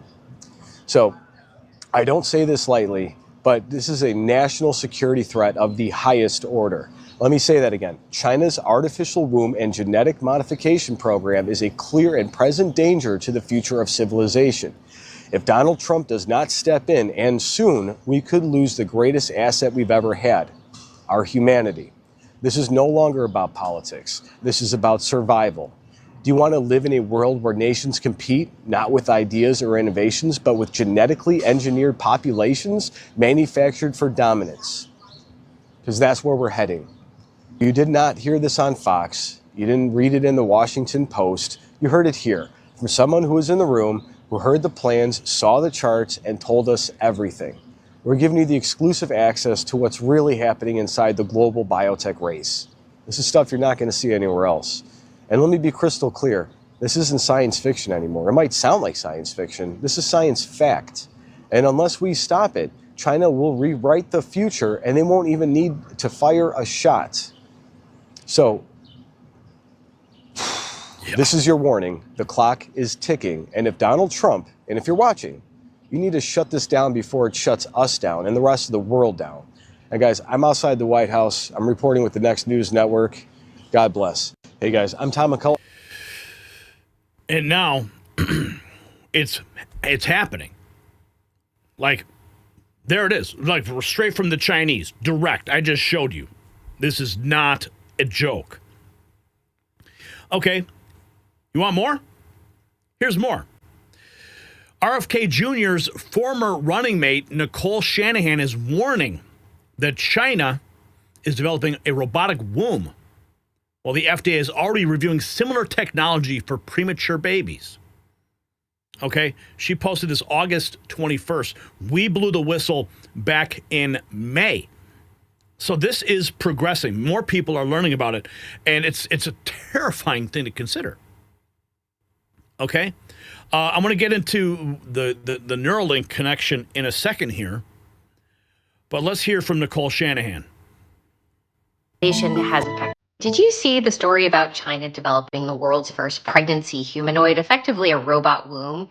Should we be concerned about what that means for the future of humanity? Let's unpack. Across China, Asia, and even here in the West, we're facing a population collapse. Fertility rates have fallen so low that entire nations are now shrinking. For perspective, a society's replacement level is 2.1 children per woman, which China's fertility rate, it's about 1.1. Their population has effectively collapsed. So the timing of them releasing this news of their artificial womb humanoid is no coincidence. Here in the US, we're at 1.6, and many European countries are even lower. Instead of asking why women can't naturally conceive and carry healthy babies to term, the response has been to double down on artificial solutions like lab-grown embryos, artificial wombs, you name it. And there's virtually no serious ethical debate happening. It's as if we've just accepted that babies will be manufactured by machines instead of conceived by women. This should worry all of us. This, of course, follows years of communist rule in China, where they effectively erased much of what it meant to be feminine, to be maternal. And now in the West, we are seeing the word mother being quietly erased from our everyday language, replaced with words like childbearing individual. When you connect the dots, it looks less like science helping women and more like science trying to redefine what it means to be a woman. Meanwhile, yeah. Okay. This is what's happening, folks. China. Kawaii Technology developing a $13,900 humanoid pregnancy robot with an artificial womb to carry babies full term by 2026, aimed at infertility but sparking ethical debates. Yeah. Oh my goodness. Jesus, come quickly, please. And then we have this. You know, I like to champion Elon Musk, and I think that this Neuralink project does have some very positive attributes. But what he said in a clip we're going to play for you is it's beautiful, but it's terrifying. It's the last few seconds of the clip that we're going to play. I mean, okay, look. Here you have this guy. Neuralink is changing lives. This guy, one of the first implants with a Neuralink device, controlling his computer. All right? He's paralyzed, can't do anything, but he's got the chip in his head, and he's controlling his mouse. Every single day. I'm controlling my computer just by thinking, thanks to the Neuralink brain implant. Living with ALS hasn't stopped me. In fact, I'm the 7th person to undergo this groundbreaking procedure. It's like turning thoughts into action, redefining what's possible every single day. Now, I mean, there's a positive development there. Okay? However, I want to get to the clip I saw earlier today. This is Elon Musk discussing Neuralink. Okay, the positive. Be able to restore full body functionality. But what happens when you link that up with the Optimus robot? Okay, people that are missing limbs will have the ability to control those limbs. I mean, this is straight out of Star Wars. And Elon Musk draws that parallel directly in this clip. Watch. The Neuralink device. Fortunately, we have connections with Tesla, who have the Optimus hand, and we're actually actively working on giving Alex an Optimus hand so that he could actually control it in his real life. And here's the actual replay of the end of that video using Alex's neural signals on an Optimus hand. Sean, if you want to play that.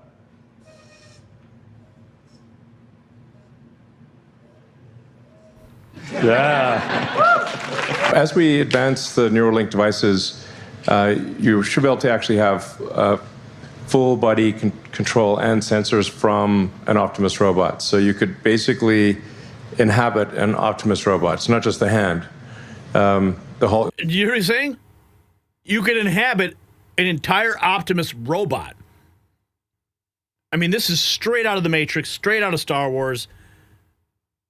You've got this Neuralink device in your head, and you can actually control an entire robot to do your bidding. Let's listen. The whole thing. So you could like basically mentally remote into an Optimus robot and be kind of cool. The future's going to be weird, but pretty cool. And then now, obviously, another thing that can be done also is like for people that have, say, lost a limb. Okay, so this is where I think this is good technology, but some of the other stuff is terrifying. Lost an arm or a leg or something like that, then we think in the future we'll be able to attach an Optimus arm or legs, and so you kind of like, I don't know if you remember that scene from Star Wars where Luke Skywalker gets his hand, chopped off with a lightsaber, and he gets kind of a robot hand. And I think that's the kind of thing that we'll be able to do in the future, working with Neuralink and Tesla. So that it goes far beyond just operating a robot hand, but replacing limbs and having kind of a whole body robot experience.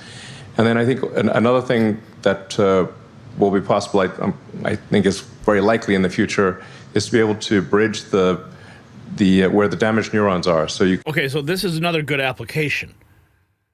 All right, I'm all about helping amputees or people who have lost limbs, whatever. Helping people regain functionality if they are paraplegic. This is another good application of it. Take the signal from the brain and transmit that signal past where the neurons are damaged or strained to the rest of the body. So you could reanimate the body so that if you have a Neuralink implant in the brain and then one in the spinal cord, then you can actually bridge the signals and you could walk again and have full body functionality. Obviously, that's what people would prefer, to be clear. We realize that would be the preferred outcome. And so that even if you have a broken neck, or you could still, we believe, I'm actually, at this point, I'd say fairly confident that at some point in the future, we'll be able to restore full body functionality.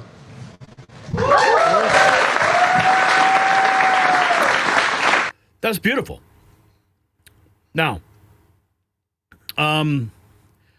here is another clip. Imagine, this is Tesla owners of Silicon Valley. Imagine being able to hug your mom again, feel the weight of a book in your hands, or simply turn a page. For many, that's a dream. With Optimus and Neuralink, it could become a reality. Transfer through the Optimus. So you're talking about Optimus. Is that something you would love to be able to do, to control the robotic arm or the entirety of Optimus? Oh, yeah, for sure. For sure, absolutely. Do you think there's something like fundamentally different about just being able to physically interact with the world? Yeah. Oh, 100%. This, I know another thing with like being able to like give people the ability to like feel sensation and stuff too, by going in with the brain and having the Neuralink maybe do that. That could be something that could be transferred through the Optimus as well.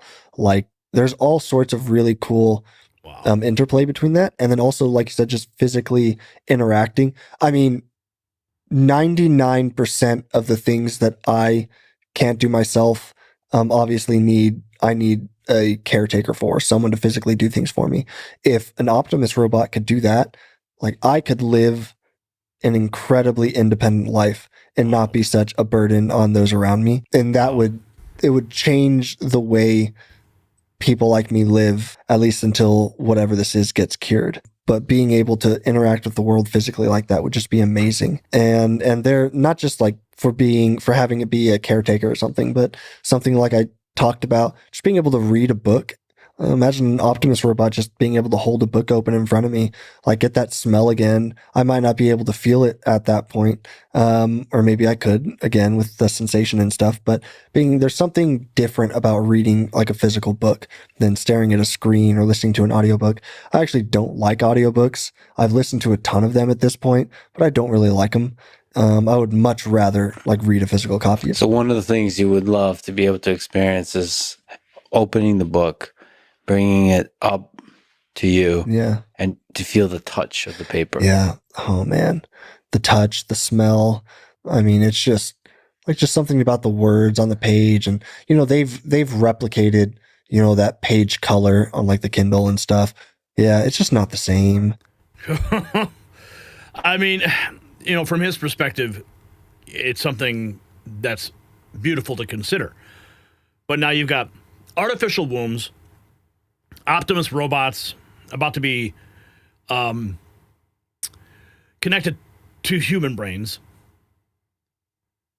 Here's more from Elon. The vast majority of diseases or brain issues are fixable with a Neuralink device. Or something like that. You can say, yeah, I mean, I think we should be able to solve any problem over time that that is a result of, like if you think of the brain like a computer, effectively, like a circuit board or something like that, you can say like, if you were given a circuit board and there were some short circuits or some circuits that should be there but aren't there, if there's any missing, if there are any circuits that shouldn't be there, and some that are there but shouldn't, we can fix those. So basically, if it's kind of like fixing a circuit board. Now, if the circuit board is all melted, okay, it's going to be hard to fix a melted circuit board. You can fix the circuit board with a few issues, but you can't fix it if it's been melted. But the vast majority of diseases or issues, brain issues, I think are fixable with a Neuralink device. It's a fine-grained means of reading and writing electrical signals in the brain at a very with high precision, and so that means like if there's, say, an electrical storm, some kind of epilepsy or something, you can interrupt that storm. You can. There's like if you can say like if there are a set of signals to read, like in the case of blindness, if somebody's lost their optic nerve or both eyes, you can still stimulate the visual cortex, even if they lost both eyes so basically if anything that is a function of signals in or out, if that is the nature of the problem, it can be fixed ultimately with a Neuralink device. Yeah. Oh my goodness. I think we got some more on the blindness part of it too. Here, Blind Sight is Neuralink's next product after telepathy. Its goal is to restore vision in individuals who were born blind. The Blind Sight implant has already shown success in monkeys. And then for sight, it's a different thing because you've got to stimulate the visual cortex, and the visual cortex is in a different location, and it's a little deeper. So you've got to put the electrodes a little bit deeper to reach the visual cortex. And in this case, it's not reading, it's writing. It's effectively writing pixel to the visual cortex. This is something we've had working in monkeys for about 3 years now. In fact, one of our monkeys has both a telepathy implant and a blind sight implant. And he's a very happy monkey. I do want to emphasize... a very happy monkey. What does this mean for humanity? If you got value from this report, tap subscribe. My final thought is next. This is humanity at the crossroads. Neuralink patients testify it gave them purpose again.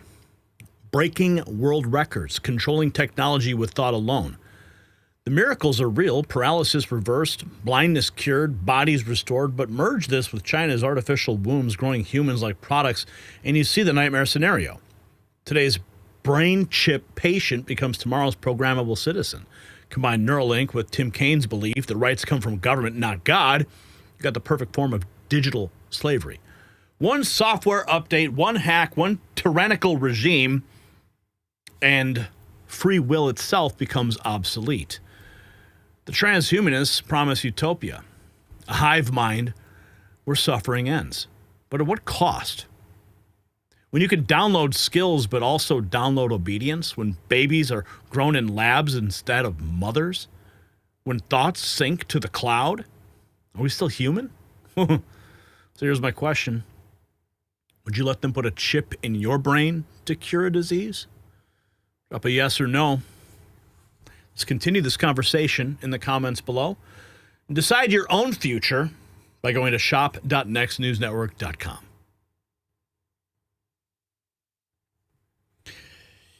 Yeah. You terrified yet? No. Oh, we're just getting started. Wait to see the next topic. 13 monkeys, says Broken Prophet. It flings poo when you get mad. I can get health insurance. Who can afford this? I can't. Wow. Lucy the monkey. God will tear it down. Remember the Tower of Babel? Yeah, seriously. Elon still pisses me off. No. Love you, Gary. Artificial wombs will fail. This is how so many people will fall for the mark of the beast. Fix the brains or people. Nope. I've seen them throw poo also. I tried out at Wichita Zoo. Oh. Cambodia needs peace. We're working on that. Okay. This next topic is totally wild. Totally wild.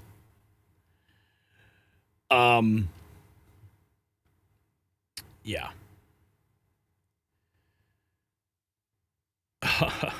Okay. Have you ever heard of this guy named David Adair? Buckle up.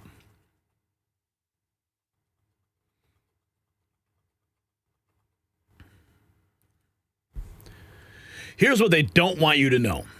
A teenage rocket genius says he was taken 20 stories underground at Area 51. Not to see his own rocket, but to examine something else. Something that wasn't built by human hands. David Adair claims he touched a machine the size of a school bus. No bolts, no seams, no wires. It glowed when he approached. It pulsed under his fingers. It responded to his emotions. When he got angry, tornado patterns swirled beneath its skin. He says it was alive, a symbiotic engine that merged with the pilot's consciousness. The military wanted to weaponize it. Now he's talking. Is it fantasy or the biggest cover-up in history? You decide. Now let me ask you something. If you've built up $100,000 or more in investments, do you really want all of it riding on the stock market? Think about it. Banks, billionaires, even entire countries loading up on physical gold and silver. Why? Because when markets swing, real assets hold their value. So I want to tell you about my friends at Noble Gold Investments. They make it simple to own investment-grade gold and silver, the same kind big players are buying. And you can actually hold it in your hand or put it safely in your retirement account. Visit nextnewsgold.com today to find out more, or call that number on the screen, 877-646-5347. Operators are standing by. Tell them Gary Franchi sent you.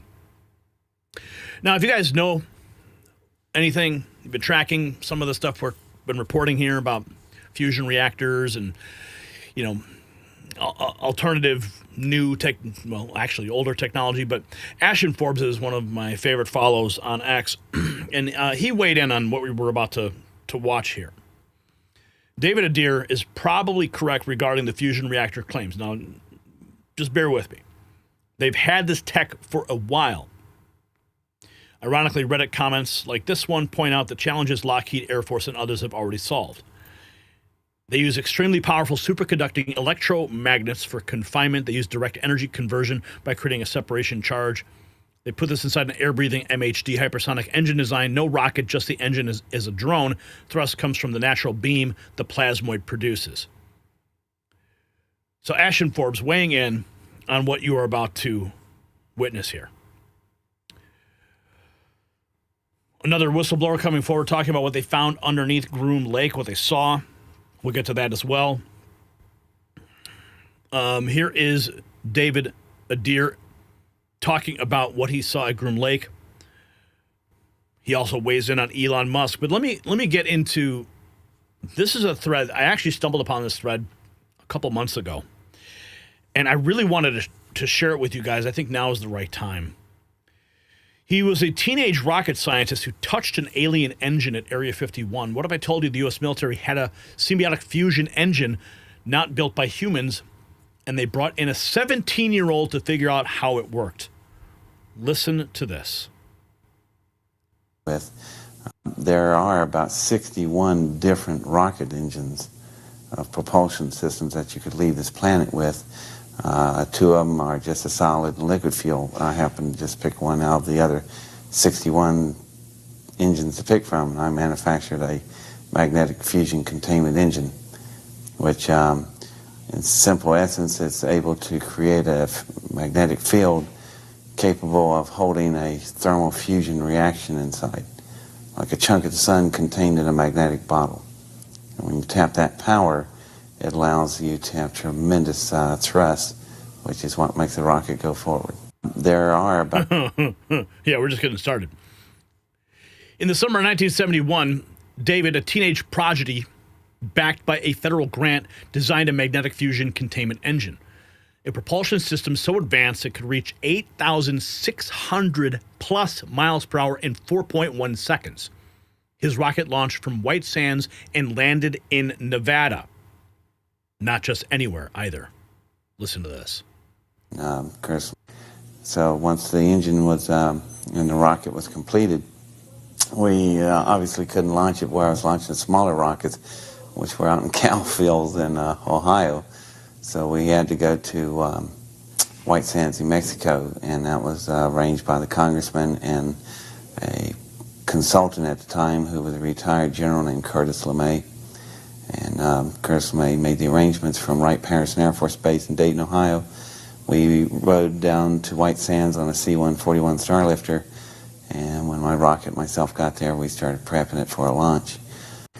So it landed exactly where they told him, Groom Lake, better known as Area 51. When he arrived, the military didn't take him to see his rocket. Instead, they drove him to an underground hangar the size of 4 football fields, and then the floor dropped. Black suits of Mary, June 20th, 1971. A plane flew in the same day we did, and out stepped these men in black suits with mirror sunglasses, and they're DOD agents. And so DOD was interested in the operation, and they were alerted to it by the Air Force and probably the Congress and whoever else was funding the program. Among those men, there was some NASA officials there that I recognized. They instructed me to send the rocket down 656 miles northwest of there to a precise set of coordinates that they gave me. And I asked them, why are we landing in a dry lake bed in Nevada? And they said, just drop it there. And I said, I can do that. So we fired the rocket, and it was a really success as far as engines go. It was extremely fast. It was so fast you couldn't even see it leave. It's like, you ever try to watch a rifle bullet leave a barrel? That's how fast this engine was. So we landed we were exactly where they wanted it. Then we had to get on a DC-9 from White Sands and leave for the dry lake bed, which is called Groom Lake in Nevada. And I was asking them, did y'all notice that these wheels on your plane, they're rubber tires and landing gears, we're going to bore more up to our belly in the dirt out there. So they said, don't worry about it. So we got on the plane, and when we got there, they were right. There were twin 10,000-foot runways there and hangars and a 42,000-acre Air Force base called Groom Lake, and it wasn't on any of the maps I was working with at the time. So my rocket was down on the south end of the field at the end of the runways, and you could see the parachutes bellowing in the wind, and we landed and got out. And I was assuming we were going to go look at my rocket right then. No, we got in golf carts and rode to the center hangar, which was a very low, flat-type hangar, but extremely large inside, size of about 4 football fields. So we pull in there and stop in these little golf carts, and we're just sitting there, and I'm going, well, that hangar's empty. I thought, this is interesting, you know. And then in a few minutes, little yellow and red lights came on flashing, and then out of the ground, or out of the floor, come these little rails with chains on them. They came up around all the doorways, and then the entire floor dropped out from under us. So June 20th, 1971. The entire floor dropped out. They descended 20 stories underground into a base with labs, vehicles, and aircraft. Inside one workshop sat a machine the size of a school bus, metallic, radiant, glowing like a CD under sunlight. Deer recognized it immediately. It was a fusion engine, but not like his. Worms Cruz. We went down about 20 stories, and what was interesting about this elevator is normally you have chains that drops these things. These huge worm screws were lowering the platform down, which allows it to carry extreme weight. When we got down there, there was a lot of various aircraft and workshops and offices and such. That was off of the main bay, and then off of the main bay were smaller but still rather large work bays. And in the work bays, we went down to one that had something sitting in one of the big workshops. So we went and they opened the doors, we went inside, and the room was lit up like if you ever seen a car sitting in a paint booth. You have horizontal lights running the whole length of the room, and they arc like a rainbow all the way over. The reason being, like in a paint booth, it casts no shadows. So if you're spraying a car, if you see a run and your shadow's hiding it, you'll put a run in the car. So this was the same reason. It's a good laboratory to do it that way. That means that it's casting no shadows, so whatever you're working on, you can see it without being interfering with the light. And that was the first thing that's different about the room. They pulled the big covers off this thing, and it was interesting. It's an engine that's about the size of a school bus. And this engine is pretty much a much larger version of the thing I built. We went down about 20 stories. Get ready, folks. Adair built a working fusion engine as a kid, but this wasn't man-made. No wires, bolts, rivets, or seams. The metal responded to his body heat and his touch. And when he was angry, it showed him tornado-like patterns swirling beneath its translucent skin. It's powerful, different. Also an electric magnetic fusion containment engine. But it is sophisticated and it is powerful. I would have to compare mine to it. Would be like I had a Model A and this thing was a Ferrari. I mean, it's just a tremendous, powerful difference. But we both were of the same engine breed. And this one had been damaged right in the center of the core. In the type of configurations we build, we have dual particle accelerators that cause the fusion reaction. Right in that center of these accelerators is an area that I call the eye of the hurricane. And it's like an infinity pattern, figure 8, and right in the center, it's quiet there on a matter of conversion area. So then this particular engine was a hole there about 4 feet in diameter. And that was the first thing I noticed. They asked me to look at it and describe to them how I thought the thing functioned. And I asked them, you know, how come I'm telling you about your engine? And they said that the engine was recovered in a project they was working with, and they weren't sure how everything functioned on it, and personnel that were available that work on that was not available anymore. Also an electric magnetic fusion containment engine. The rabbit hole goes ever deeper. He realized the truth. It was a symbiotic engine. It was alive. The engine wasn't wired to electronics. It was wired to thought. The tubing across its body mirrored neural synapses. When a pilot sat down, the engine responded to their brain waves. Think about that with what Elon Musk is creating, right? That is how this engine flew. Engine is picking. The color of the engine was unlike any metal or alloy I was ever familiar with. And when I walked to the engine, there was a shadow on the engine. Now, I just told you that the rooms were built where you couldn't have shadows. When I stuck my arm out to it, there was a shadow on the engine, but right on the table, there was no shadow. So it's not a light casting the shadow on the engine.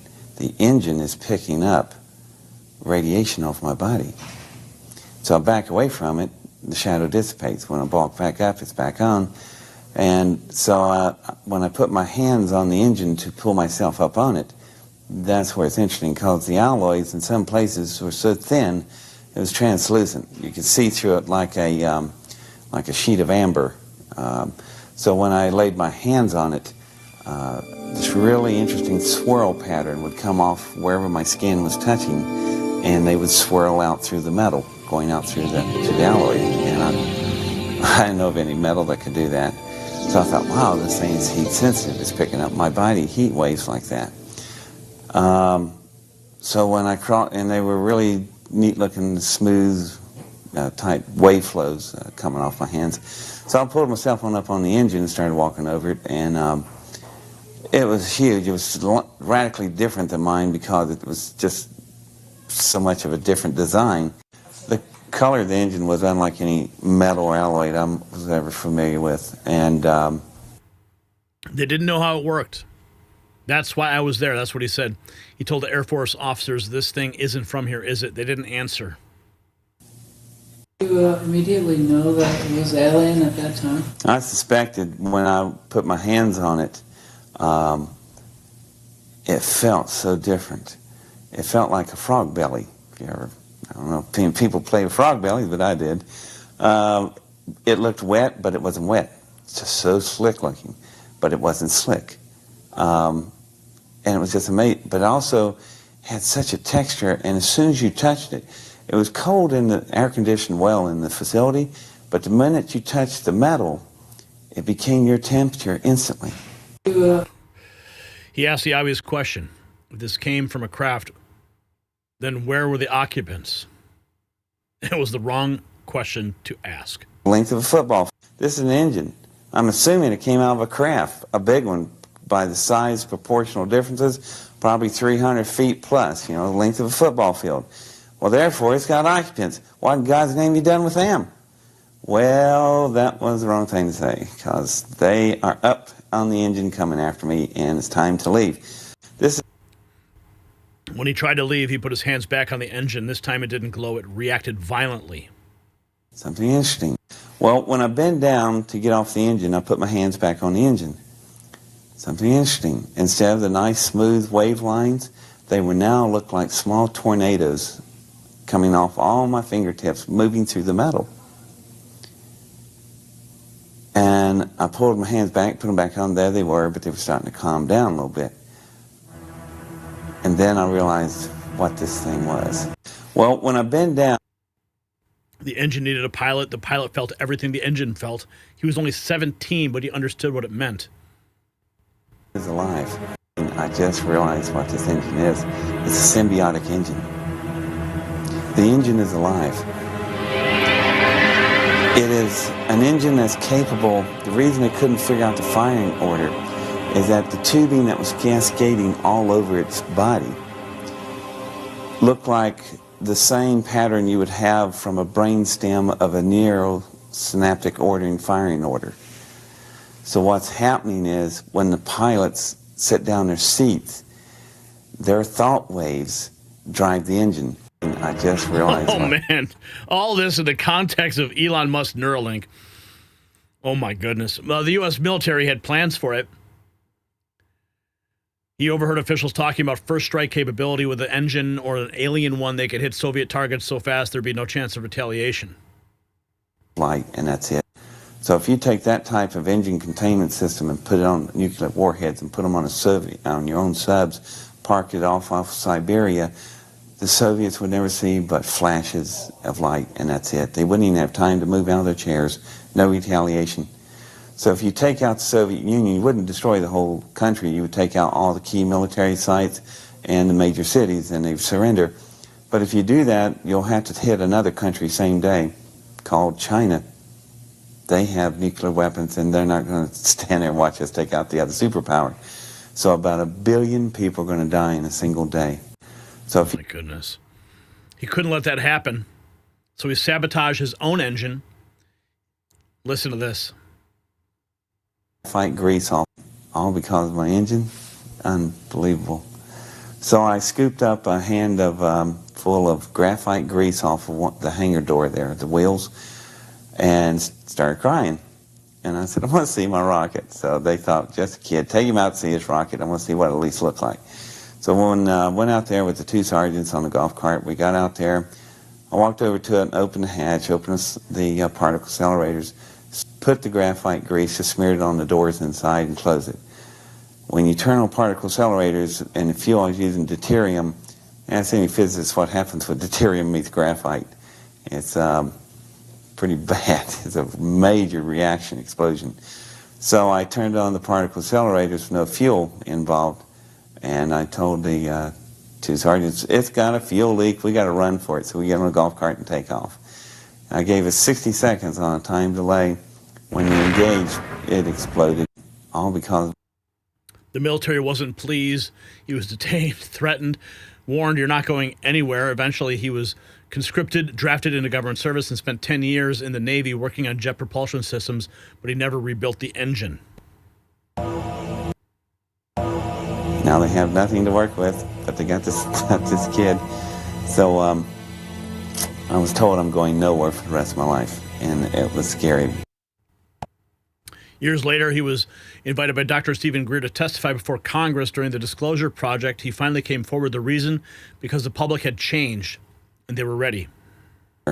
Well, when I testified to a joint session of the Senate and Congress in April for CSETI for Dr. Greer, we got right onto that.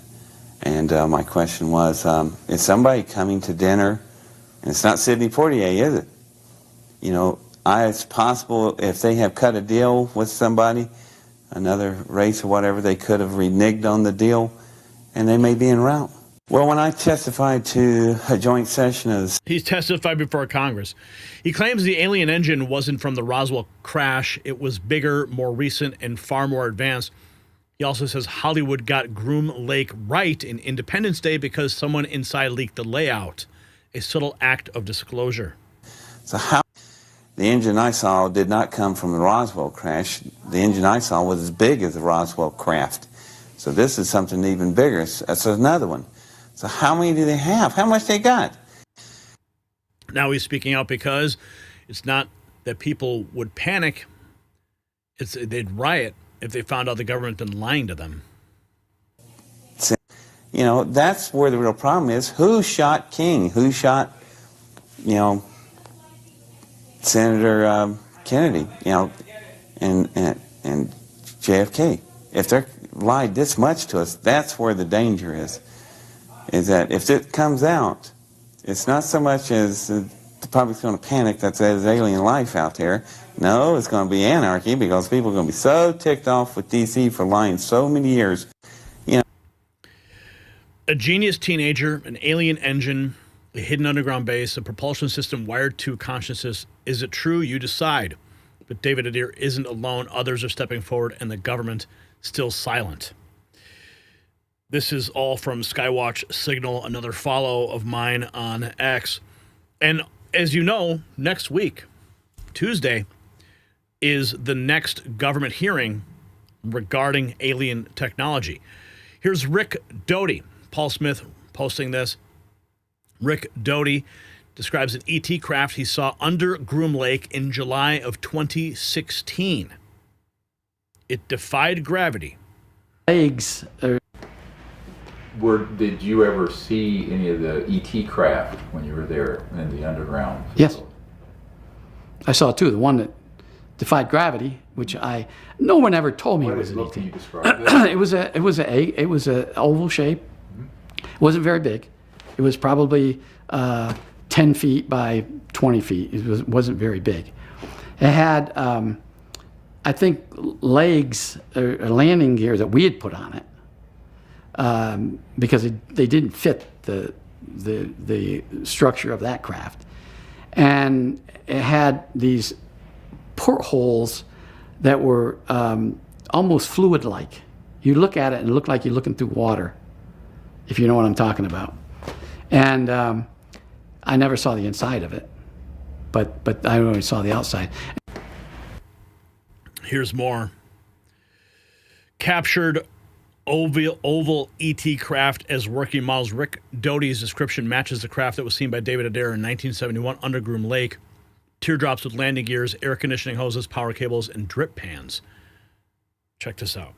A good normal.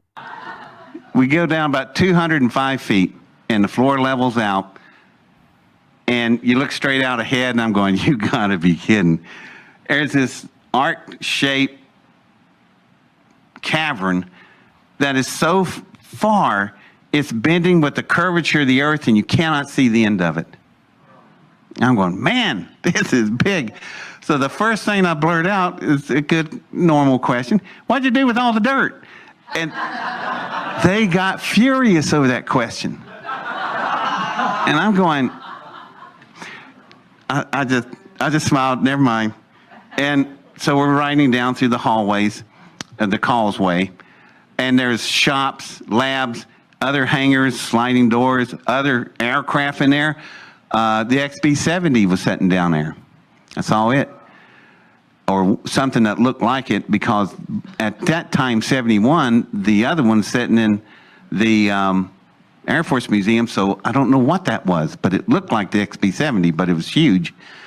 Anyway, there was other aircraft, and then there was a couple of things sitting there that looked like teardrops with landing gears. And these are not models, because they got air conditioner hoses hooked to them, power units, and drip pans.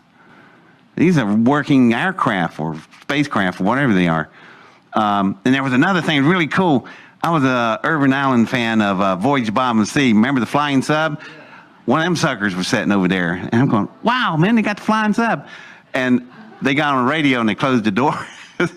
But we're riding on down. We go for a good ways. We stop to the left. And there's this, it's not like the other hangar doors where they slide. You know what an iris of a camera looks like? This iris has got to be about 40 feet in diameter. It's made of some kind of armor. And I thought, whoa, man, that's a serious door. It must be something good behind that. And we're going in it. The guy jumps out, looks at this thing, flashes the screen. He's got his hands on the panels, and it opens up. And I went, did I just see a retinal scanner and a palm scanner? This is 1971. We go down about 200. Man. Yeah, talk about a rabbit hole, man. Here's more. 6 hours ago, this was posted. Although Elon Musk is making strides in rocketry and propulsion engines, his work is interesting yet junior varsity level when compared to David Adair and his work. Adair is varsity. He built and successfully launched the most advanced propulsion system yet seen. Yet seen on this Earth, the star in a jar, otherwise known as electromagnetic fusion, containment acceleration 0 to 8,500 miles per hour in 4 seconds. Here is an interview that he did with Michael Sala, in which David shares his experience at Area 51. Dude, this guy's got me on a rabbit hole, man. I love it. I love it. Let's go. Electromagnetic fusion. And she says, yeah. All right, we're going to slow down. I didn't think you could take it all. You take way more than an average human does. I don't know what it is with you. Maybe it's why I picked you. Why did you pick me? She said, that's another story. Oh, God, how many more are there? So she said, be still. And then finally, she said, the things let go of my fingers, and she goes, we're done. What are we going to do now? We're going to go. What do you mean we're going? You're a lifeboat. I just bailed out. So just to clarify this, so Pythian was behind you getting dreams when you were 12 years old, right, and helped you develop this electromagnetic fusion containment, right, engine, and then setting place this chain of events that led you being taken to Area 51 and this underground facility where you found the real... How do you make a story up like that? I can't. I don't know who the hell can. Do you know anybody who can do that? I mean, that's complicated. Filled with lots of people along the way. Lots of events. She had years. That's another thing. How long have you been there? She said, well, when I first landed here, where'd you come from? I was in a war. What war? War between light and evil is still going on. It's fought between the galaxies. What? There's nothing out there but dark matter. Oh no. She told me in 1971, she said, there are hundreds of solar systems between the galaxies. We never saw one until They just parked that damn satellite out there, that new one. James Webb. The James Webb Space Telescope? Yes, James Webb Telescope. It turns on and guess what it found? Dozens and dozens of damn solar systems between the galaxies, just like she said. And I said, where are you from? Oh, me and my people are born between the galaxies. Like whales in deep oceans. Yeah, it's a good analogy. How old are you? Well, we couldn't date. How's that sense of humor? You got humor? Yeah. Well, how old are you? I'm 13 and a half. You're a teenager? Billion years old. Billions of years? Hell, we're lucky to hear people thousands of years old or a million years old. No, nothing that's a big 13. The galaxy is only 14 and a half, 15 billion. Yeah, we were the first things made. So what you encountered was this engine that is 13.5 billion years old with a consciousness. Yep. That is integrated into that. Yep. And that was crashed or was part of an ancient war and it's been there. They took a blast from something, their enemy. They even told me the name. I can't remember it. Started with an N. Sounded like Nazi, I swear it did. Anyway, they took a blast in the side. She comes sailing in to the nearest galaxy, the Milky Way. And she said, do you know where you are in the galaxy? Yeah, we're on the very outermost arm on the outside. Which means you're the first class M planet I ran into. The very first one. I was hurt, so I had to find a class M planet quick. You were the first I came up on. When I landed, it was an ocean. Where are they now? They're part of the Great Basin. Nevada. It sits in the Great Basin. It used to be an ocean. I said, well, how old are you? She said 13.5 billion. Well, how long have you been lying here? Hundreds of millions of years for you. I landed in an ocean. Now I'm in a dry lake bed. I mean, God almighty. Well, what's with this damn Air Force? She goes, is that what you call them? Yeah, they're Air Force personnel. She says, we got another name for them. What? Blackhearts. And she says, yeah. Wow. All right, we're going to slow down. That goes even deeper than the original thread that set me on this rabbit hole.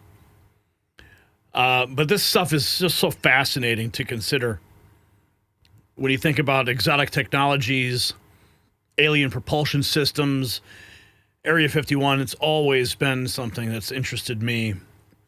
That's why I follow some of these accounts, because it's just fascinating. And then, with the work of Ashton Forbes and MH370 and what he's been able to discover and some of the technologies that are being suppressed. I mean, what else is out there?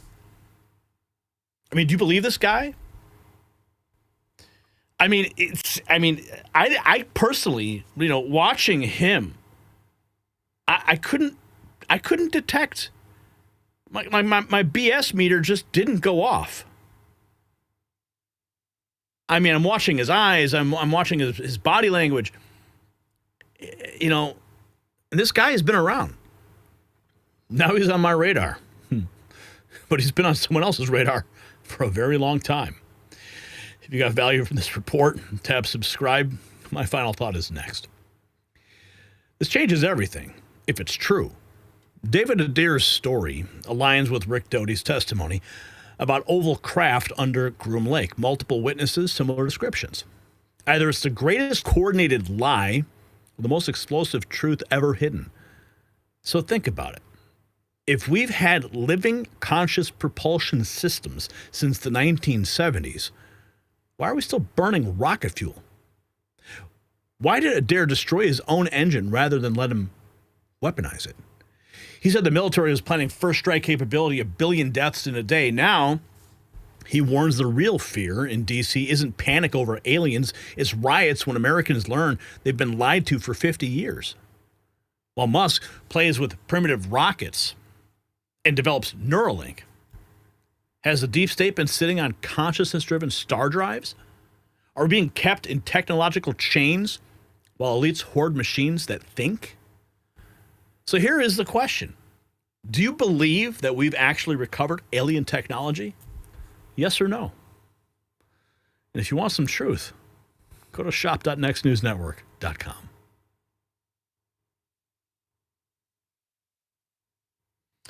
Yeah, baby. That was a rabbit hole. Ask Tucker about UFOs and aliens. They're demons. Oh, yes. Nish Paquette. I know what you're talking about. Stanley Myers, of course. Trump didn't create the Space Force. No reason. There's definitely more going on above our heads than government is telling citizens. We have advanced technology since the 50s. Truman's 12 are dead now. You believe some of it, huh? David W., I'm glad I got to see you tonight. At least aliens would have blew hotties to boink. What? You guys are wild. Demons. Alice, you think he's a psychopath? R. Boyd, nothing smart to say. Just take my money. Thank you, R. Boyd, for the $10. Well, we didn't hit our target of $100 today. We're only at $24.99. It's Friday, though. Appreciate you guys stopping by the raw feed tonight. There you have it. 5 stories that prove that we're living through the most explosive moment in American history. The Department of War is back, sending shockwaves through every embassy and enemy capital on Earth. Pete Hegseth is not playing games. He's channeling George Washington's warrior spirit while the UFC prepares to turn the White House lawn into the ultimate symbol of American strength. Man, I cannot wait to see that. But strength means nothing without principles. And Tim Kaine just exposed the rot at the heart of the Democrat machine. When a U.S. senator calls God-given rights extremely troubling, he's not just insulting the founders, he's threatening every freedom that you hold dear. Ted Cruz nailed it. If rights come from government, they can disappear with the stroke of a pen. That's not democracy, that's tyranny with a smile. Speaking of tyranny, how about 475 American jobs stolen at a plant Biden promised would save the working class? ICE's historic raid exposed the big lie. While politicians made speeches, illegal workers cashed checks meant for citizens. Add 22,000 trafficked children discovered, F-35s heading to face down Venezuela, and alligator Alcatraz staying open. You got Trump's America roaring back to life. But are we ready for what's coming? Neuralink is curing paralysis today, but tomorrow it could mean mandatory brain chips for your kids. When Elon Musk promises to fix every brain disease, remember the same technology that heals can enslave. Combine that with China's artificial wombs, and humanity itself is on the auction block. And then there's David Adair's bombshell, the living alien engine hidden under Area 51, responding to human consciousness, capable of first strike annihilation. If true, we've been lied to for decades while sitting on technology that could actually transform civilization. If false, why do multiple witnesses tell the same story? So to everyone who sent in Super Chats and Rumble Rants, you guys are the heartbeat of the show. Curio23, Waking Up Now, and R. Boyd. Your voices matter. Your support keeps independent media alive. So keep telling your friends about the raw feed. Text them the links to the show. Hit our merch shop at shop.nextnewsnetwork.com and wear your American Badass gear with pride. It's the weekend, so we'll be back. I'll be in South Carolina on Sunday. If you're out there, look me up. But we'll be back on Monday with more stories that they don't want you to hear, more truth bombs, more real talk, because this is not just a news show. It is a revolution. The establishment media is dying. The old guard is crumbling, and we are building something new, something real, something that cannot be controlled. From the War Department to brain chips, from stolen jobs to alien engines, from God-given rights to fighter jets over the Caribbean, this is your world now.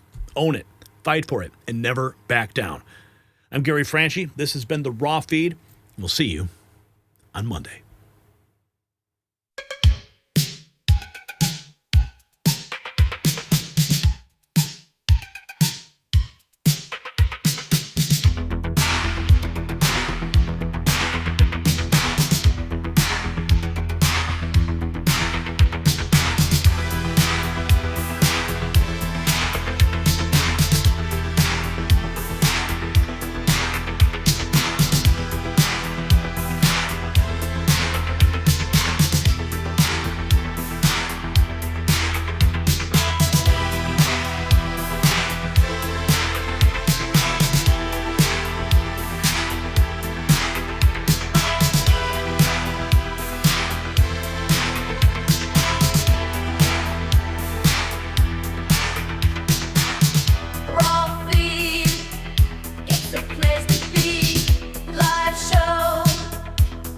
the law.